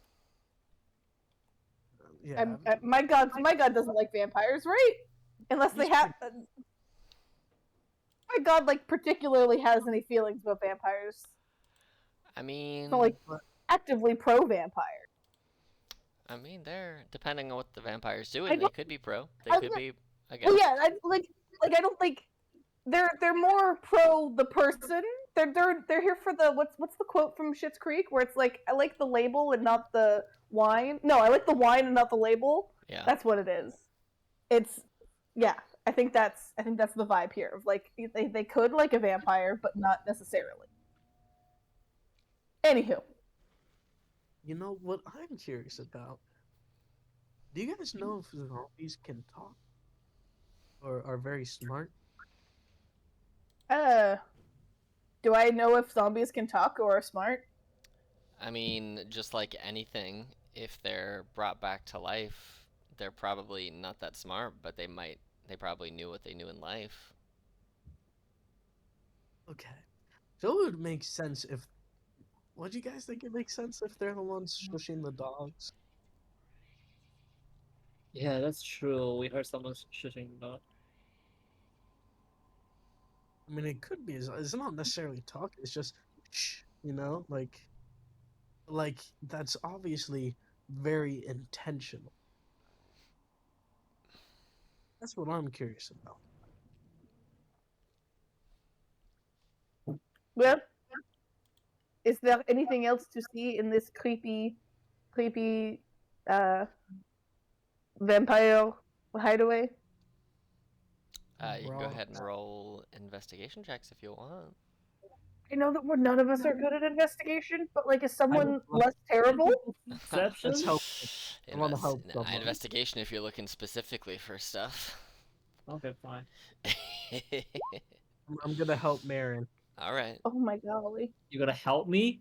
I'm gonna help you. So Actually, wait, no, I don't want to help you. I don't want to help you. You just want to do it yourself. Actually, wait. I'm just gonna do it myself. Ooh, 15's not bad. Okay. Tell me. Perfect. Tell me, Alex. Tell me everything I see. Perfect. You I just like knock something over. You do see that looking at the bones a little bit closer, that on the skeleton closest to you, the one on the floor right there are multiple teeth marks down to the bone. There are a couple bite marks on both of the forearms. There is a couple bite marks on their neck, but the one that kind of catches your interest the most is when you turn, because this skeleton is still together for the most part. It's just, a skeleton. As you look towards the back of it, on the upper part of the vertebrae, close to the base of the skull, kind of almost in between, like right on the edges of two of the vertebrae, where there's still a little bit of muscle left in the spinal column, You see there are teeth marks embedded in the upper cervical vertebrae, like someone was biting and draining from almost trying to get to the brainstem. Like normal human teeth? They look like what you imagine to be vampire teeth. It's the same markings that are on their neck and their forearms and whatnot. Yeah, on the actual bones, like the teeth got down to the bones. Like they were maybe after they died. As you look through the bones are pretty brittle. It's like they sucked the marrow from the bones and tried to get every last ounce of any type of life essence out of this skeleton that they could. Gross. Yeah. Gene, can you do that detection ability one more time just to make sure? Or is that a limited use kind of thing? It is limited. I mean, I can again. If You don't need to. If it tires you out, don't worry about it's a, I can only do it a few times before I just get exhausted by it. Yeah. Don't worry about it. Don't worry about If I could just do it like pew pew, the sets, the thing, the dead, that'd be, Why am I Italian now? Oh no. Are you referring to? Let me make a clarification because I think I know what you're asking. Are you asking to detect the undead, or are you asking about what the ability that she'd been using to track Graz He's asking divine sense, I'm pretty sure. Yeah. Okay. Divine sense, All right. You just wanted. I mean, like you know what? That is a good point. That I should do a Graz renew. Well, no, it's technically an Orbital check right now. It's still on Orbital. Yeah, it is. But like, it kind of gets Orbital and Graz renew vibes mixed up sometimes. So I don't know. It's a good thing to check while we're thinking about it. Are you checking it? All I'm saying, guys. Yep, we're checking it. We're checking it. You get a ping, a very light ping, but you get one. Woo! Where? What direction? That general direction. Back kind of where you came, but a little. Back where we came. Back All right, in that general direction, yeah. We're going back that way, guys. Well, do you do? I lost that horse in werewolf's direction. Okay, I'll just follow you at this point. We're just going, Marin. We're just go. We do not ask questions when it comes to Orbital. We just go and find the hot orc mommy. That's number one priority until she's dead. But like once I'm back to where we came from, can I just like take a look at it again? Yeah. Like where is it pointing from here? Hold on. Still that way. All right, let's go. And I'm saying nothing to either of you as I'm just. I'm pulling out my little radar amulet, and so you know what I'm doing. You've seen me use the radar amulet constantly. You know what I'm doing. I don't know what questions you're asking. I need to ask. What thing when you use your radar? Sorry, what'd you say? Do you have a object that you use to when you use your radar, or you kind of just? Yeah, I got a. It happens. I got a thing. Okay, cool. It's a talisman. I sort of always assumed that it was a necklace, but I'm realizing now that talisman isn't necessarily a necklace. Okay, I mean, as always, there's an object to interact with, because like if you just cast that spell out of nowhere, then we have no fucking idea.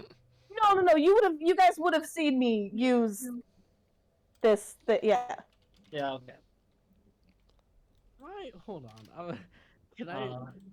Gene, just wait a couple seconds, okay, Gene? Please. Actually, when we get back to this room, that like, because we still haven't gone through this other door over here. Or this door and I over think here, like we have two doors we haven't been through over here, and so I think that Gene like would legitimately stop as you're like, Gene, like hold up, wait, we gotta talk.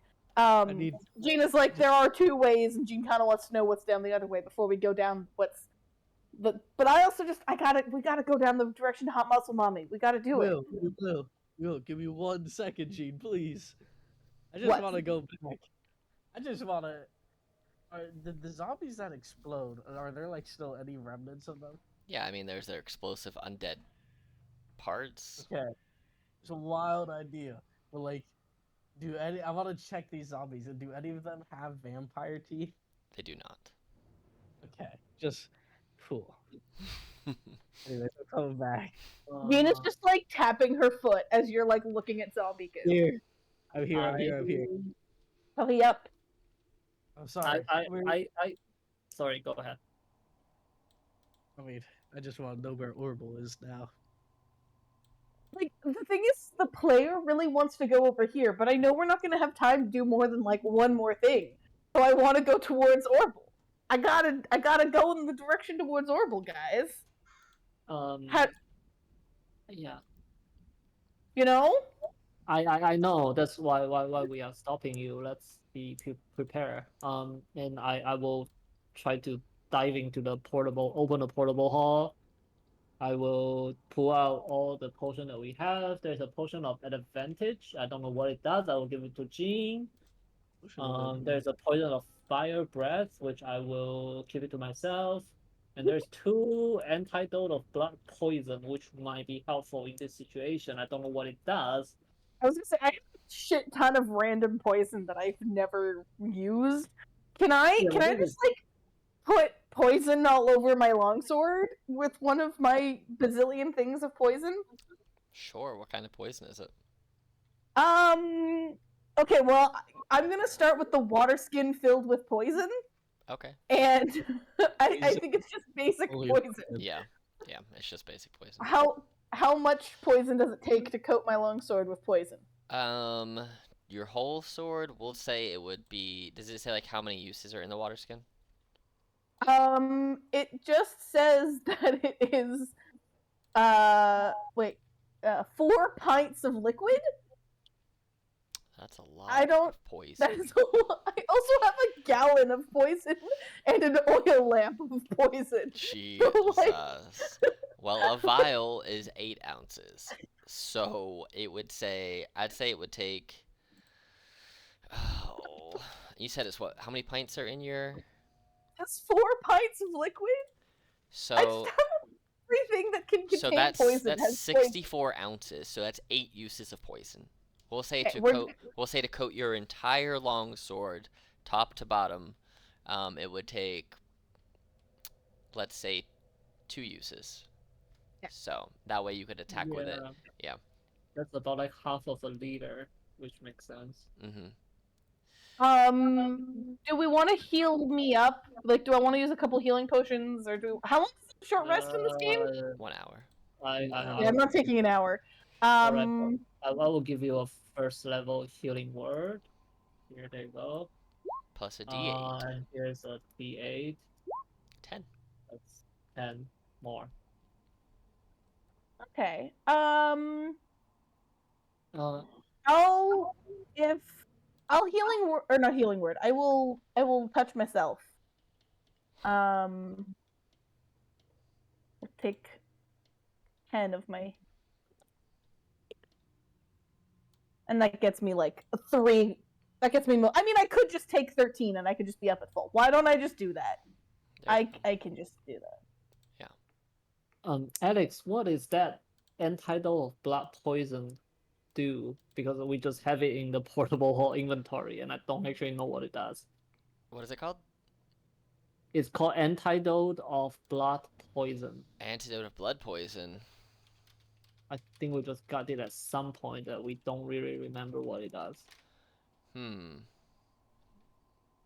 you make a list of stuff for the portable hole? Let me see. Portable hole storage document. Let's see. Oh, antidote of blood poison.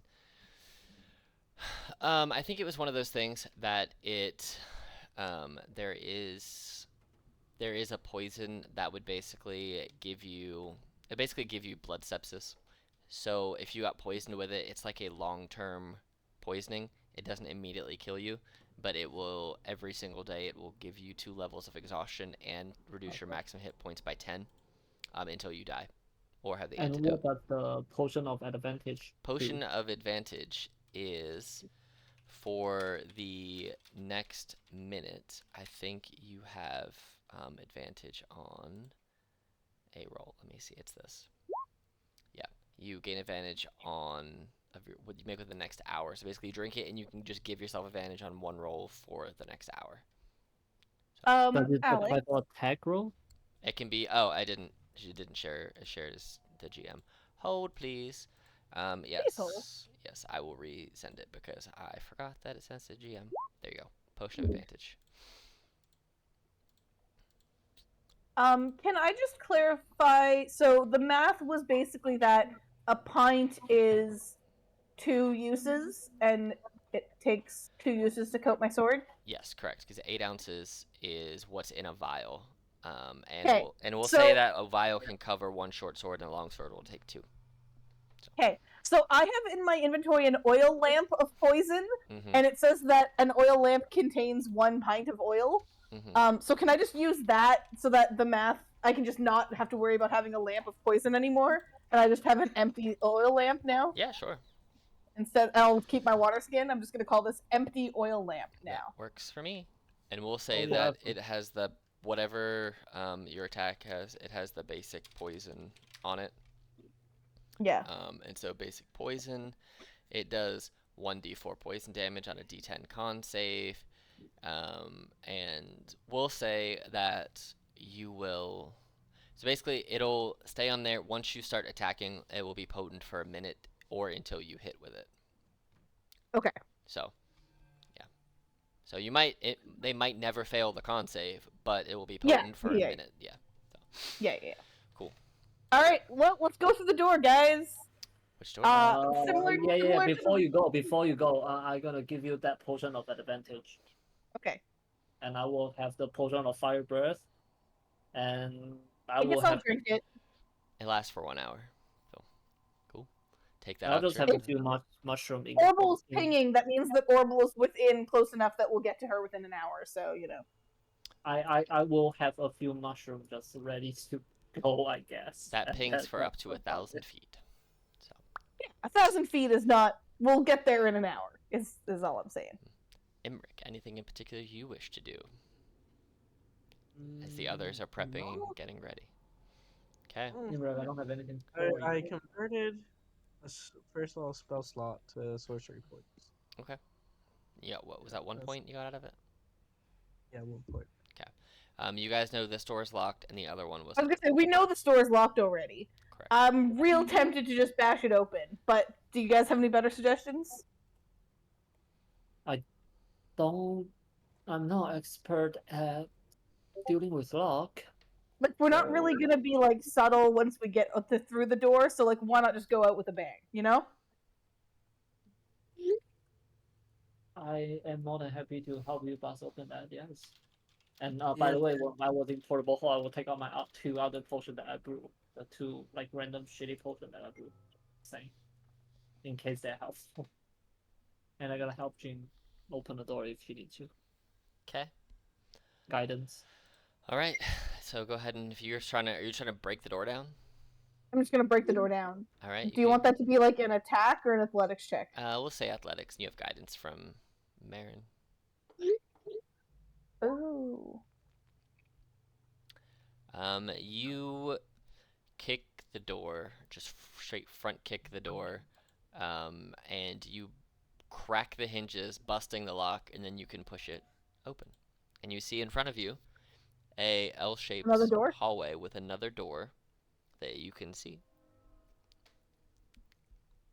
Do you want to do the honors? I'm looking to the little fire guy. When I say, would you like to do the honors? You will see me and Marin and the bird both. Oh, both of you guys are going. Alex, I don't know how applicable this is, but I don't know I can have my bird hold a teleportation in case there's stuff. We'll say that if there was something and it made sense in the moment. So, for example, if you were holding something, but then you were surprised, if the surprise condition came into effect, then you wouldn't be able to because you would effectively be frozen mechanically. But I will tell you, in this hallway, there is nothing that's going to be able to spook you to want to be able to do that. So, just so you're aware. So. Okay. Okay, yeah, I'm gonna head down the hallway, and I know I saw a door and the other door. Then I will. You see 2 doors. The door that's directly in front of you from whence you came, that one, and then you see there is another door up to your left. Yep. We were pinging in this general direction, unless I am incorrect of my ping recollection. You were pinging in that direction, but as We're you going this way. but as you look at that door looks different than any door you've seen before. This door looks very, very metallic, and as you walk up and look at this door, and you put your hands on it to kind of see what it's like, it's very cold. It feels, you could just push on to kind of see what the give is with the door. Like with wooden doors, you can press and you can obviously feel there's some give there. This door feels like there's no give. It feels like there is some type of reinforcements to it. Emmerich, roll me an Arcana check. Whoa, why? That's out of the blue. Ooh, good roll. As you're pushing on this door and kind of looking at it from all the angles, Emmerich, you pick up this faint magical essence from this door that it has been magically sealed. Magically sealed. Mm-hmm. Oh. You know. Do I get? Hmm? Do I get any magic vibes that this is Orbal magic, or this is like? This seems. Like, no, this seems Orbal the like an barbarian actual magic. like magical person type of magic. Okay, It seems like it's been magically arcanically sealed. And as you're kind of all of you looking at this door, you see that there, as you look a little deeper, there are some runes kind of carved into the door, very small, very meticulously hidden, but you can kind of see them based on the Arcana roll. You're able to kind of pick out where they are, Emmerich, and you kind of point them out to everybody else. And it looks like it's almost like a key code combination that requires pressing things in specific orders. Guys, there's a puzzle. You recognize the magic to be abjuration magic, and if this door is magically sealed and protected with abjuration magic, it kind of leads you to believe that trying to break this lock could lead to, well, your own inevitable doom. I look at Emmerich. Can I use the spell magic to break it through? I mean, you might be able to. Roll me a either a history or an Arcana check, Emmerich. Oh, history. Both of those plus 0, so I'm not even gonna try. You know that historically the magic that you've encountered and things that you know of as far as magic is concerned, with this type of combination for magic, dispelling it would likely not be the solution, and if anything, it could provoke the trap to go off. This seems like it would need either a equivalent of a high-level knock spell or the combination. Okay.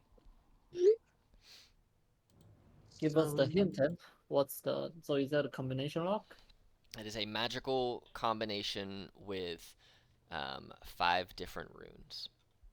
So. Can I do my thing where I like listen by the door for a second to see if there's anyone on the other side? I don't know why this is one of Jean's things that she does, but it is. You hear absolutely nothing. That's what I suspected, but I had to do it because it's what I do. It's a creepy, cold, metallic silence. So what's the 5 rune there indicating? The runes are all... They look like... I did not draw these runes out, which would have made this much easier to describe had I actually drawn them out. They look like they are magical symbols, potentially of different schools of magic, but you're not sure. As you kind of look at them, it does not look like they can be slid or moved. It looks like there is a little... As you're kind of looking at each of the runes, it looks like there is a very small hole in each of them where a very small key could almost go in and turn the rune on, and then activate each rune that way. So. Can I pick one and cast Produce Flames on it? Sure. I'm gonna back up. I'm going into this. Also backing up. Okay. Like. So think of it, if you're looking at this door, so you can kind of visualize where the runes, Tactical backup, by the way. where they are. So like the door is rectangular, okay? So if you think about the way these are set up, they're almost like in like a semicircle rainbow shape with you have one at the top, two at like 45-degree angles past that on the left and right, and then two at 90-degree angles below them. So basically, you have one at the very top, two at the, yeah, kind of like that.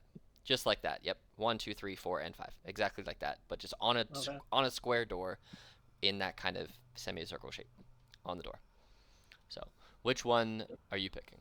We'll say the top one is 1, 2, 3, 4, 5, just like that. Like 1 is at the top, then 2 and 3. So it'll be 1 at the very top, 2 where 2 is. Yeah, so it'll be 1 and then 2 on the first left, 3 on the first row, and then 4 and 5. So 1, 2, 3, 4, 5. Yep. So 1, 2, 3, 4, 5. Yep. 4. Yeah, just like that. 5. Okay. Let's go with 1. All right. With the produce flame, which is conjuration. Okay. Go ahead and roll me the total damage for it. Okay. Produce flames 2d8. 8. Okay. Roll me a dexterity saving throw. Dexterity. Fantastic. 11. As you throw a produce flame at this rune, you see that the magic is absorbed, and then it's converted and reflected back to you in straight force damage and blasts you in the chest for 4 fire damage. Or for 4 force damage, sorry. 4 force damage, sorry, not fire. It converts just to straight. It's almost like you got hit in the chest with just a powerful, invisible, magical fist. Just. So. Okay. And it doesn't seem that had any effect on that rune or the 2 beside it. I'm gonna go ahead and do the same thing, produce flame with number 2. Okay. Wait, if you said that it didn't do on the two beside it either? Correct. So then, like, just skip to the others. Skip to the whatever 4th one, because we know it's not 1, 2, or 3. Okay. If I'm misunderstanding the puzzle, then feel free to correct me. But if Alex was saying that it didn't react in the one beside, I guess no. Just skip to 3, and if you do 1, 3, 5? Question mark? Is that? Am I visualizing this correctly? If we're seeing that it doesn't react with the one beside it either? So 1, 2, 3 are the top 3, and then 4, 5, kind of how they're drawn in there. As you threw it at 1, 2, and 3, 1, 2, and 3 had no reaction other than you getting blasted. You guys coming to the hallway, just move your character token into the hallway. Yeah. Okay, so right. So you did it on 1, and 2 and 3 didn't react. Correct. So you can go to 4. You know what I mean? Is that what Alex said? I may or may not miss that part. All I said was you threw it at 1, it converted into force magic and hit you back for 4 damage, and 1, 2, and 3 did not react in any way. As the fire, when you hit it, kind of spread out to the other 2 runes beside it, prior to the absorption, nothing seemed to happen with those 3 runes other than half of it getting reflected back to you for force. Yeah. I will try 4 with the produce flame. I'm not actually here, but I'm leaving my token here for visibility. But I'm over here. Yeah. I'm over here. Okay. All right. And you're placing it where now? In 4? Yeah. Roll me the damage for your produce flame. Okay. 10. Roll me a Constitution saving throw. Con save, eh? You have, and since Genevieve is not there, I mentally can't add the +3 for you. No, do not. Yeah, I'm not there. You're on your own. So, as you force the produce flame into rune 4, it does react, but as you force it in there, it almost tries to take. It feels like it's taking more magic from you, and you will take 2 points of magical damage, but 8 points converted into the lock, and 2 points of damage came from you. So it doesn't seem like it's broken, but it does seem like it's a little lit up. So we got number 4 with conjuration. At this point, I will kind of summon, well, not summon, but like telepathically tells Imrik, I was like, you are a much better magic user than I am. Could you help me identify this ruin that's on the wall? Could we Because not I try to just use- identify them before we just started blasting them? Yeah, why don't we try to solve the You key? guys decided to leave the fucking room before I know. was like, let's start puzzle solving. Yeah, we were like, we're out of here when blasting started. Though that's Oh, we okay. Is this a puzzle or is this like a lock to like? Do we need keys to get in? Here's the thing, out of character speaking, I feel like this is a combination lock that we need to use different school of magic to fill the lock. Do you know what I mean? We got 1, 2, 3, 4, 5, and I just fill number 4 with conjuration cantrip. I can So just we need like 5 quick schools of magic to fill up the lock. blast Does the it make entire. sense? You I al- mean, that's my guess, I guess, at this point. You also see that as you're doing this, as you saw before, there are keyholes in each of them as well. So there are yeah. keyholes. Like, what if we go looking for keys? Granted, I don't want to spend time looking for keys if we can just like cantrip our way through this. But Well, yeah. You know what? Can I? you guys are gonna shoot. I have no cantrips. I'm still out of here.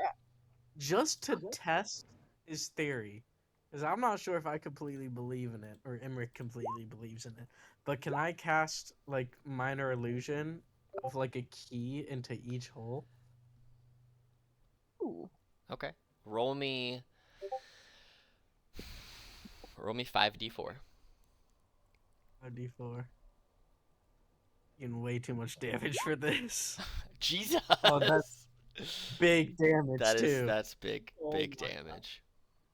Wait, is it what kind of damage is it? It was Force? just 5d4. Yeah. Illusion damage. So now But roll is it now Force or roll psychic? me a intelligence saving throw. Is it for both of us? Trust, No, trust, just trust. the caster.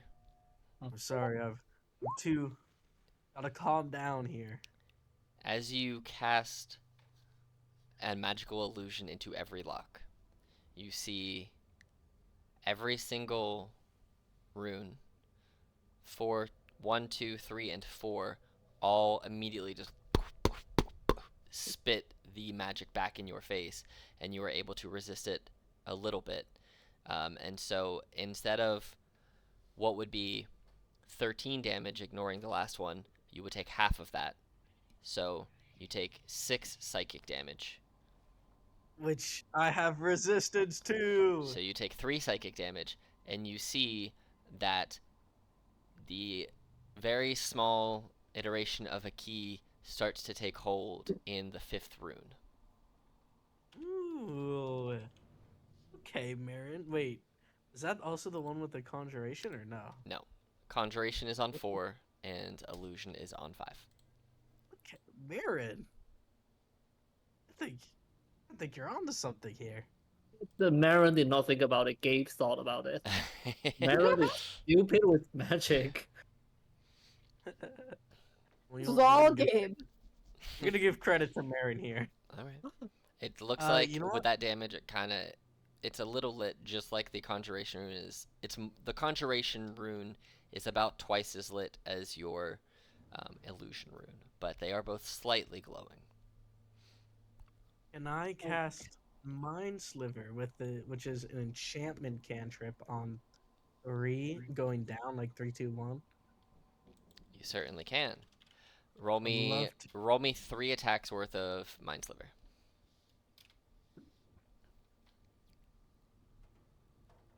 That's 1. Oof, that's rough. That's rough. It's Okay. psychic damage. I'm resistant. Well, yeah, it'll be. And what's the save on it? Intelligent? No, let me double check. It is intelligence. Okay. Roll me I have on an intelligence. roll me another intelligence save, please. Ooh, After the first couple, can I tell that if someone else is there that they're not getting hurt? Correct. Yeah, you can. Can I? Okay, once I see that, can I hang out over here if I feel like there's not distance of collateral damage? Mm-hmm. If I, because I don't actively want to go hide in the corner. That's not very Gene. But as you cast, obviously that's not going to help in this scenario. But I just, for the record, I want to be here. As you cast 3 Mind Slivers, you see that the one into rune 3 flips back at you, and the one into rune 1 flips back at you, and you would take a total of 18 psychic damage, reduced to 9. But rune 2 does take on the 5 psychic damage from your Mind Sliver. So to keep your math all up to where we're at right now, rune 2 has 5 damage, rune 4 has 8 damage, and rune 5 has 4 damage. So they glow differently. They are all glowing appropriate to the 2 that both have the ones that have the most damage. So the conjuration is glowing the brightest of the 3. The enchantment one, rune 2, is glowing a little bit brighter than rune 5, which is illusion. But you see that they are glowing appropriate to the color of the School of Magic. Okay. I have a transmutation. Imri, what you got? I don't have cantrips, so I can come in at the end to try to do something, but I gotta use slots. I have necromancy and evocation. Do you have those cantrips for you? Number 1, I feel like number 1 should be necromancy, because this is like the necromancy guys, right? Number 1, this is vampires. Number 1 should totally be necromancy. I also have a at-will level 1 divination spell. I don't know how to cast it on this, but I have let's see, divination, transmutation, conjuration, observation again, evocation, which I feel like that's the same enchantment. Yeah, that's about it. I have almost every school of magic. I like Gene's idea. I'm gonna cast a sapping sting onto number 1. Okay. Necromancy. Necromancy. So for number 3 at this point, I'm gonna stick up.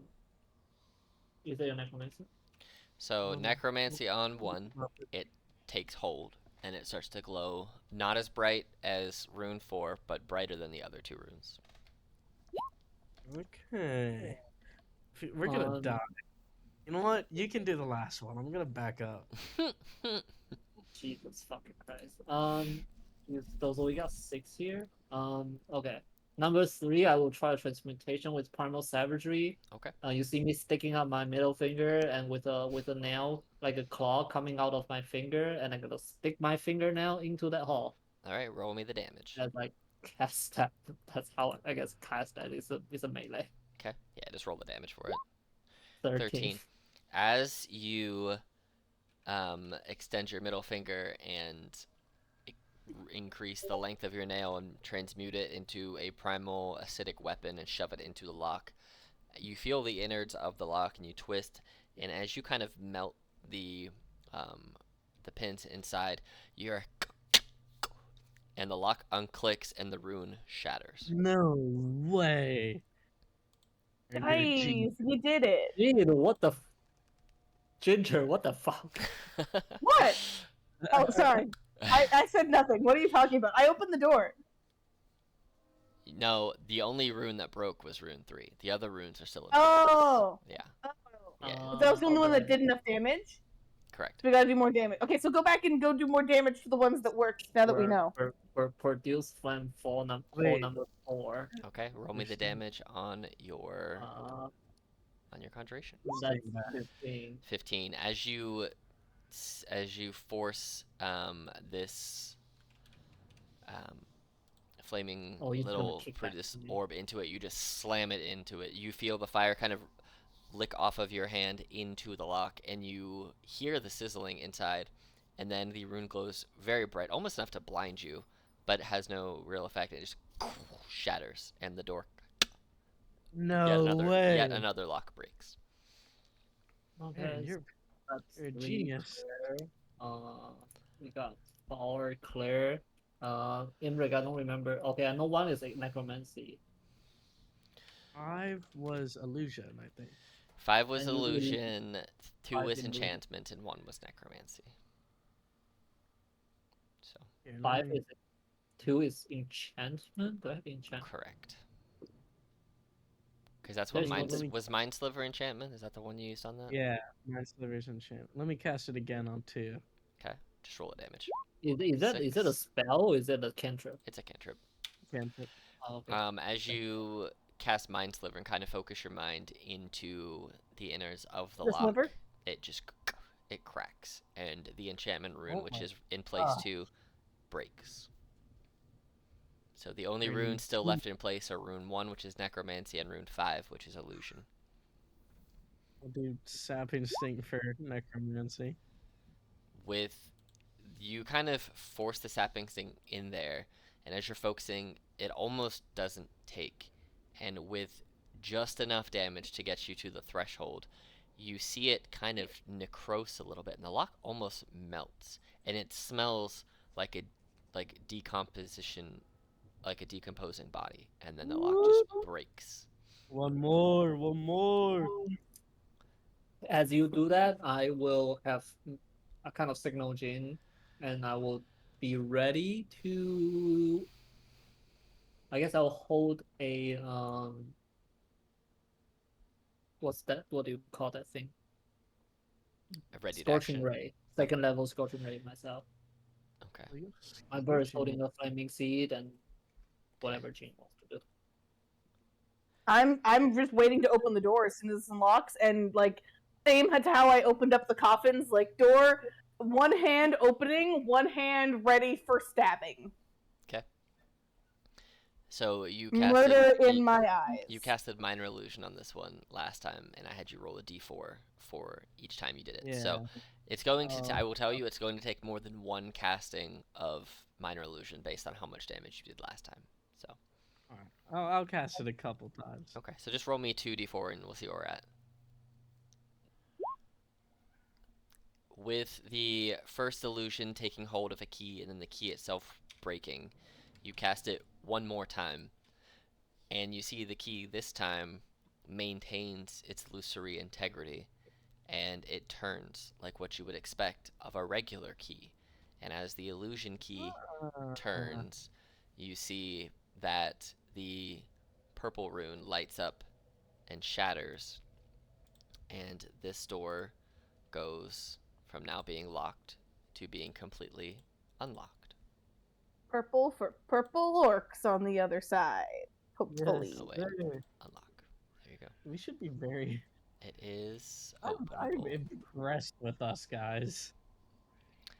As you approach the door that you walk through, you find another door. This door, however, feels different than the one you just came through.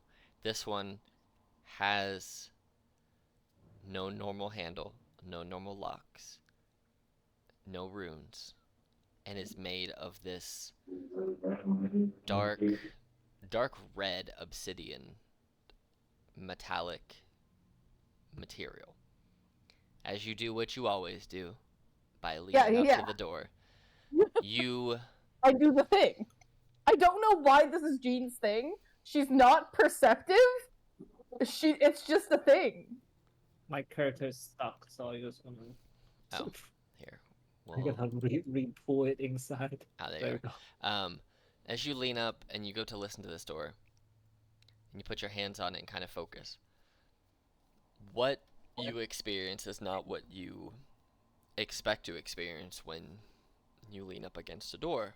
Normally when you lean against a door, you expect some type of material, some type of give, some type of temperature, some sound, anything. What you feel as you lean up against this door is you feel this overwhelming sense of murder. Ooh, nice. Sacrifice, murder. I'm all about that. Suppression, obsession. All of these emotions that come with death, and then also with what you imagine is maybe rebirth. But you also get the feeling, and you smell it, because it just this weird smell kind of seeps under the door, and you can all catch whiffs of this. It smells like the same cologne that Casimir was wearing, but it also smells like a combination of lilac and lavender. Yep. Mm-hmm. And you, Imric and Marin, you both feel this overwhelming magical pulsation coming from this. And Imric, you recognize the magic coming from there as far as the school of magic is concerned. It is heavy conjuration magic. Ooh. And it feels almost like teleportation kind of conjuration magic. But as you kind of are focusing at this door, you all notice it with your passive perceptions. Marin, you see it kind of appearing first. As you're kind of staring at this door, words start to appear, and they appear in common, with some elvish kind of frills as far as how it looks, but it's all in common. Aesthetically a little cursive. Aesthetically, yes. And has some random umlauts just for like the vibes. Yeah, because why not? As you're looking at it, it kind of shows you a map of what you have seen so far here. And then at the bottom, a note that says, if you can survive my maze, my laboratory, my creations, you can come pay a visit. Alive, dead, bothers me neither.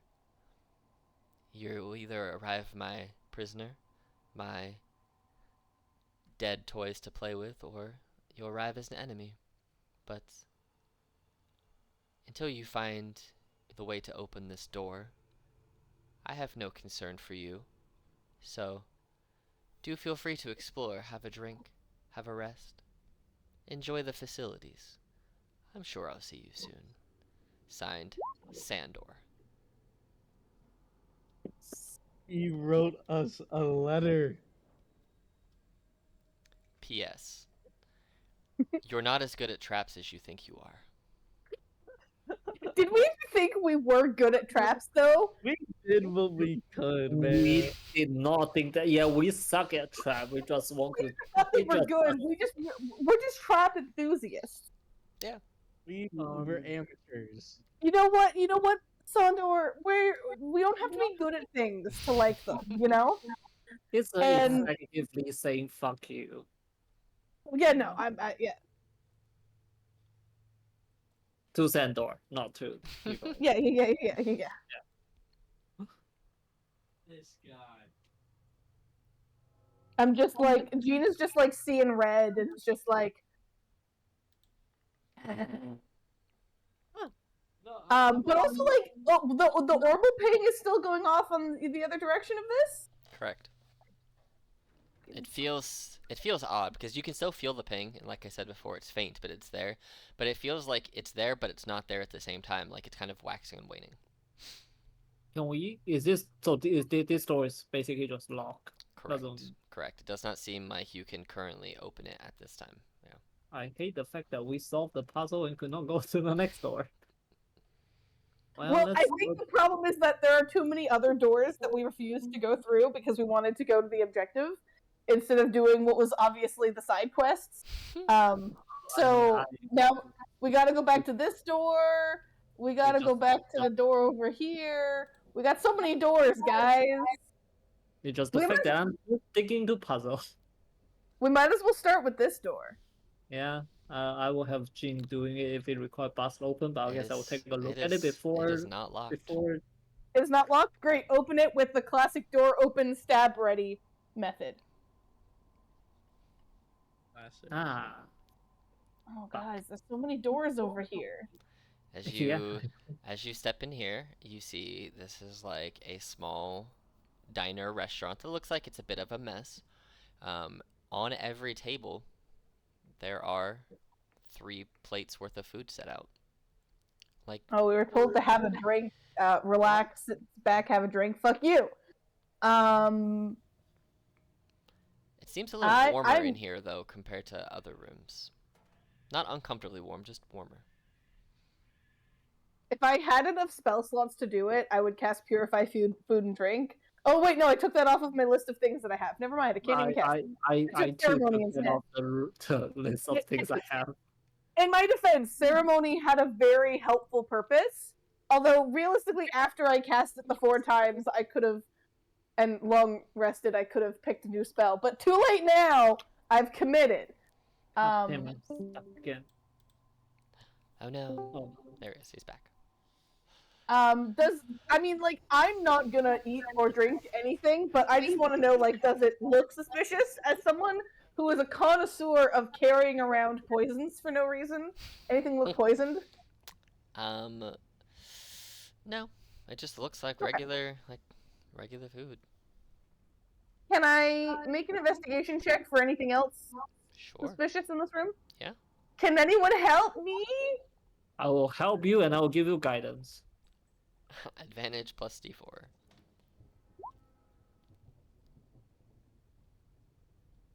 Sorry, I'd already rolled before you said advantage. Hey. Plus your D4, 18. I mean, you see there are a couple other doors in here. As you go up and you lean at the door that was right here, it sounds quiet. Nothing too crazy. It just sounds like a door. It's a wooden door. The door up there, to the northern part of where you are, feels a little warmer. This one is made of wood, but it's a door. With the 18, he's opening and closing the door. No, there's something wrong with the dynamic lighting disregard. I'm opening or closing. I can always see that's fine. Yeah, that's fine. We can just leave it open. Because Yeah. I don't think I lined it up properly, which is fine. You see down this way, it looks like a little storage area. It looks like there is a door on either side, like they could be potentially leading to bedrooms or bathrooms or something like that. And Jean, the door up top, it was just a door, and you didn't open it, so you don't know what's through there. Oh, now I'll open it. You see a hallway to another door. Oh my god, there's just so many goddamn doors! Should we try this one first? Yeah, let's go down this way first. Okay. I guess I will open the one on my north. Okay. As you open that one, you see on a table, like what you would see in a Law and Order movie or TV show marathon, you see underneath a blanket is the shape of a humanoid with feet sticking out with mortuary preparatory tools on the table. It looks like this body has been prepared or has been completed for something. Orc feet? Just like regular humanoid feet. They're green. Green. Grassroots is not green, right? Purple. Correct. It's purple. It's purple. Do they have a head? Like, can I just like there's move the sheet full to see what the head is? the full shape. You can see, however, while the head is there and the arms and legs are all there, they are kind of sliced down the middle of the abdomen, and the innards have been removed. Knife out. I will give Jing a side of a look, and I will pull the blanket out of the. Look, the proper way to open up anything is open with one hand, knife in the other hand. That's the official way to do anything.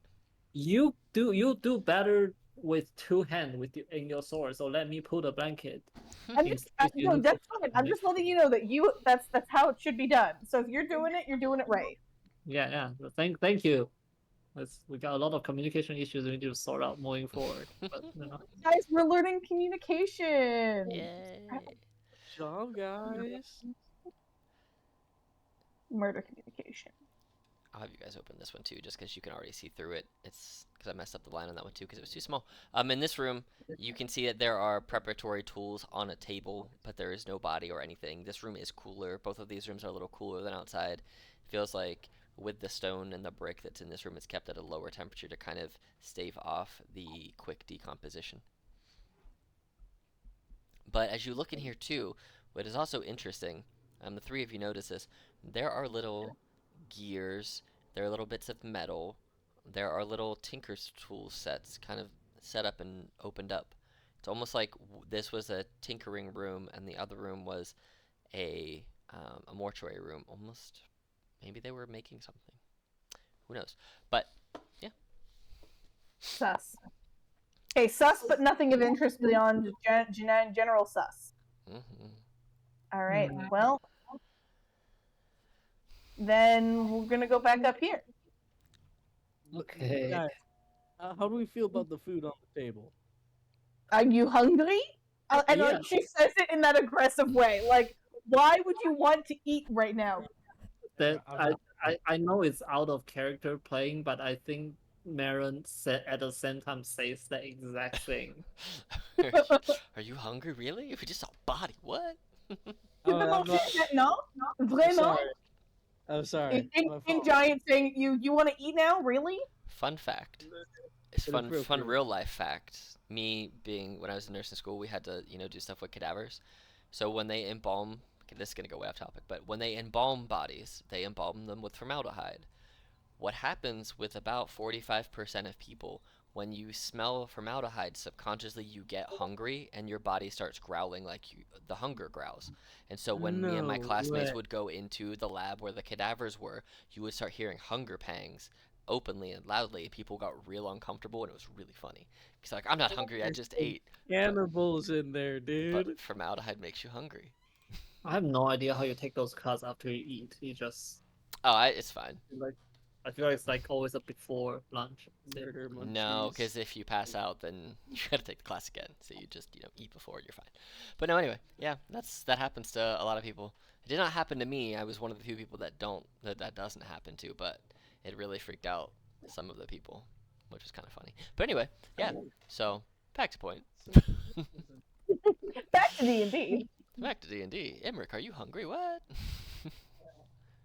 Like, have we been down here long enough that we actually are hungry yet? I feel like we've only been down here like an hour or so. Yeah, if it's an hour, I need to resummon my fire spirit. That is true. It has been about an hour. Okay. I mean, like, I did just make up a time, but like I feel like it hasn't been more than an hour. We'll say you can resummon it. Just give it full hit points, and then it's back out. Okay. Yeah, it saves you having to do that all again. There goes 2 of my wild shape until the next. Well, here's the thing. Your combat was probably only about 5 minutes. So we'll say by the time, if you hang out for like 5-ish to 10-ish more minutes and don't really do anything other than kind of sit, you can effectively short rest after the combat if you wanted to. Because it's up to you. If you want to take a short rest, you can. Otherwise, just keep both of them gone for now. So you have that option. Imre, feel free to convince us to do a short rest. I just want to finish searching this area and then like maybe we can short rest after. But like I'm at full health and ready to go. I don't. Jean wants to go punch something. Okay, cool. For the moment, let's say that my bird just disappeared. Well, I'll just have my regular bird with me. Okay, cool. All right. I have Tuna with me. As you walk down this hallway, Jean, you see it in common. I'm gonna make Tuna smaller because Tuna is not that big. Hold on. Tuna got real big for a second there. Tuna is about that big. He's smaller than all of you, or else he would be big. You see on a plaque plastered on the door, a metallic plaque on a metallic door. As you kind of approach, you feel just heat waves just emanating from this door, and you see some steam kind of coming underneath.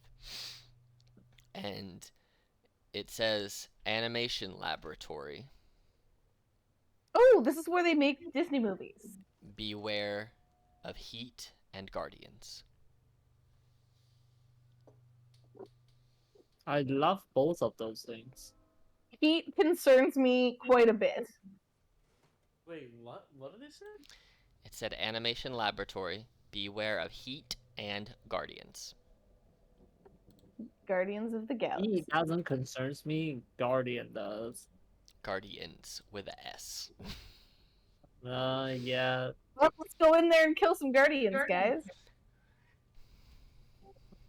What else are we gonna do? Do you have a better plan?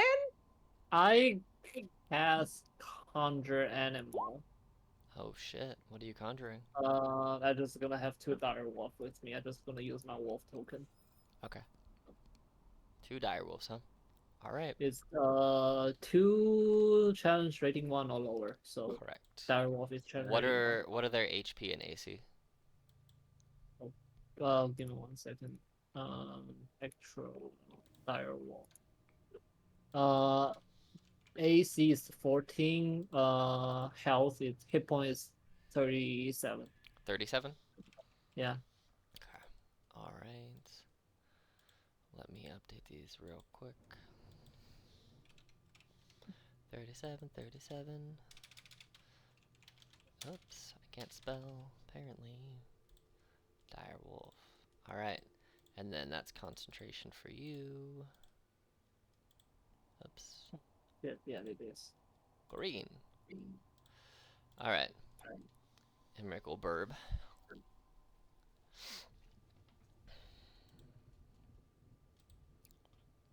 Well, I don't know if I want to open up this door while Imric is burping. Yes, agreed. But I'm just gonna hold until burb is done. Cool. Where is regular wolf sitting? Oh, giant wolf is it's a quarter. I can summon 8. Mm-hmm. There's just 8 regular wolves.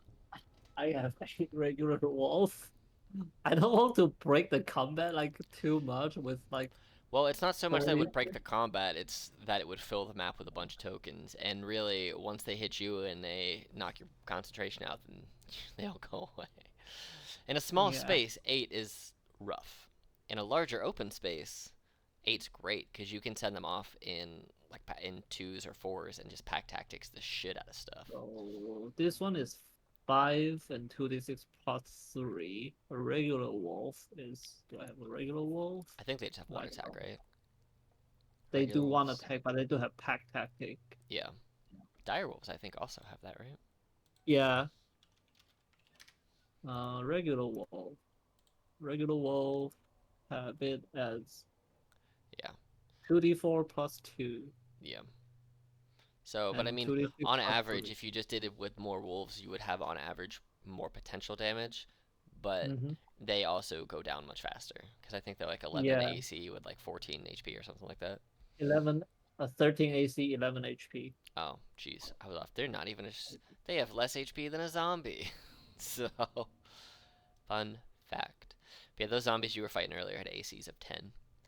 Okay, Alex, just for the record, if I summon 2 giant eagle with my country animal, can they pick up Jean and either me or Imric together? Yeah, it can effectively, unless the person is like giant or like holding a enormous amount of things, each bird can carry 2 medium-sized creatures.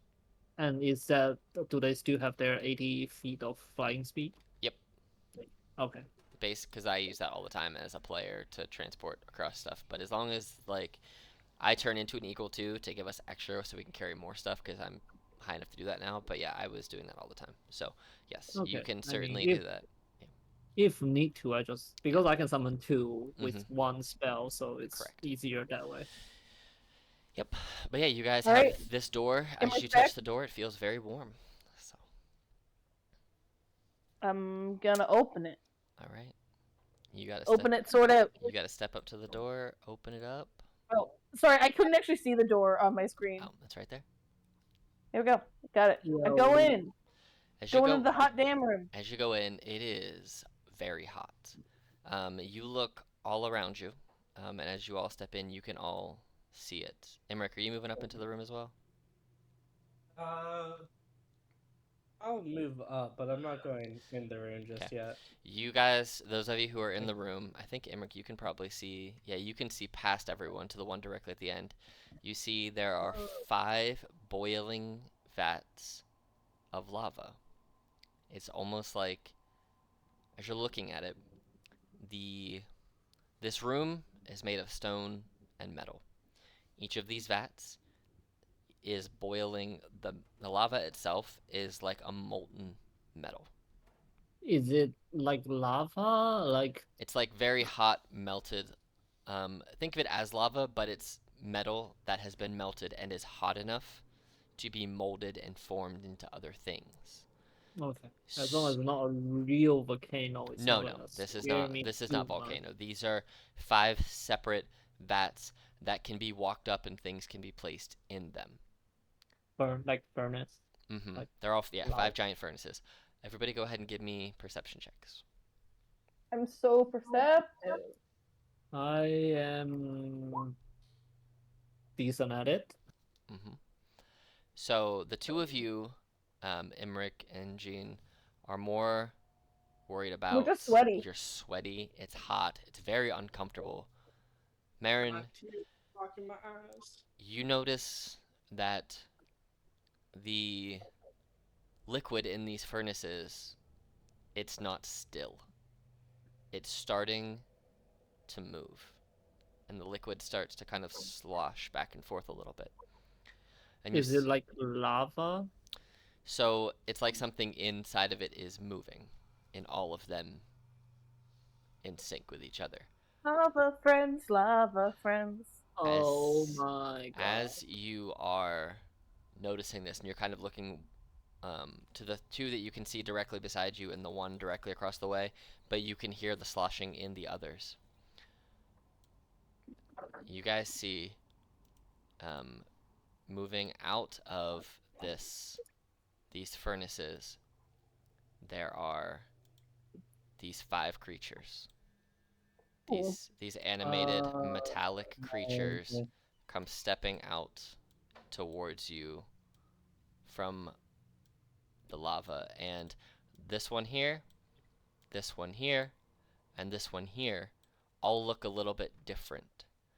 They have these red lights on their chests, which are going off, and they look at the two who are on the bottom left and bottom right, this one here, and this one here, as well as this one here, all say, "Intruders, defensive protocol activated." And Emmerich, the door behind you closes, and you hear it go lock. Oh no, dude. And this is where we'll pick up next time. Yeah, that's no, dude. There wasn't any way you were gonna let us get through this fight tonight. That wasn't gonna happen. But we'll pick it up here next time.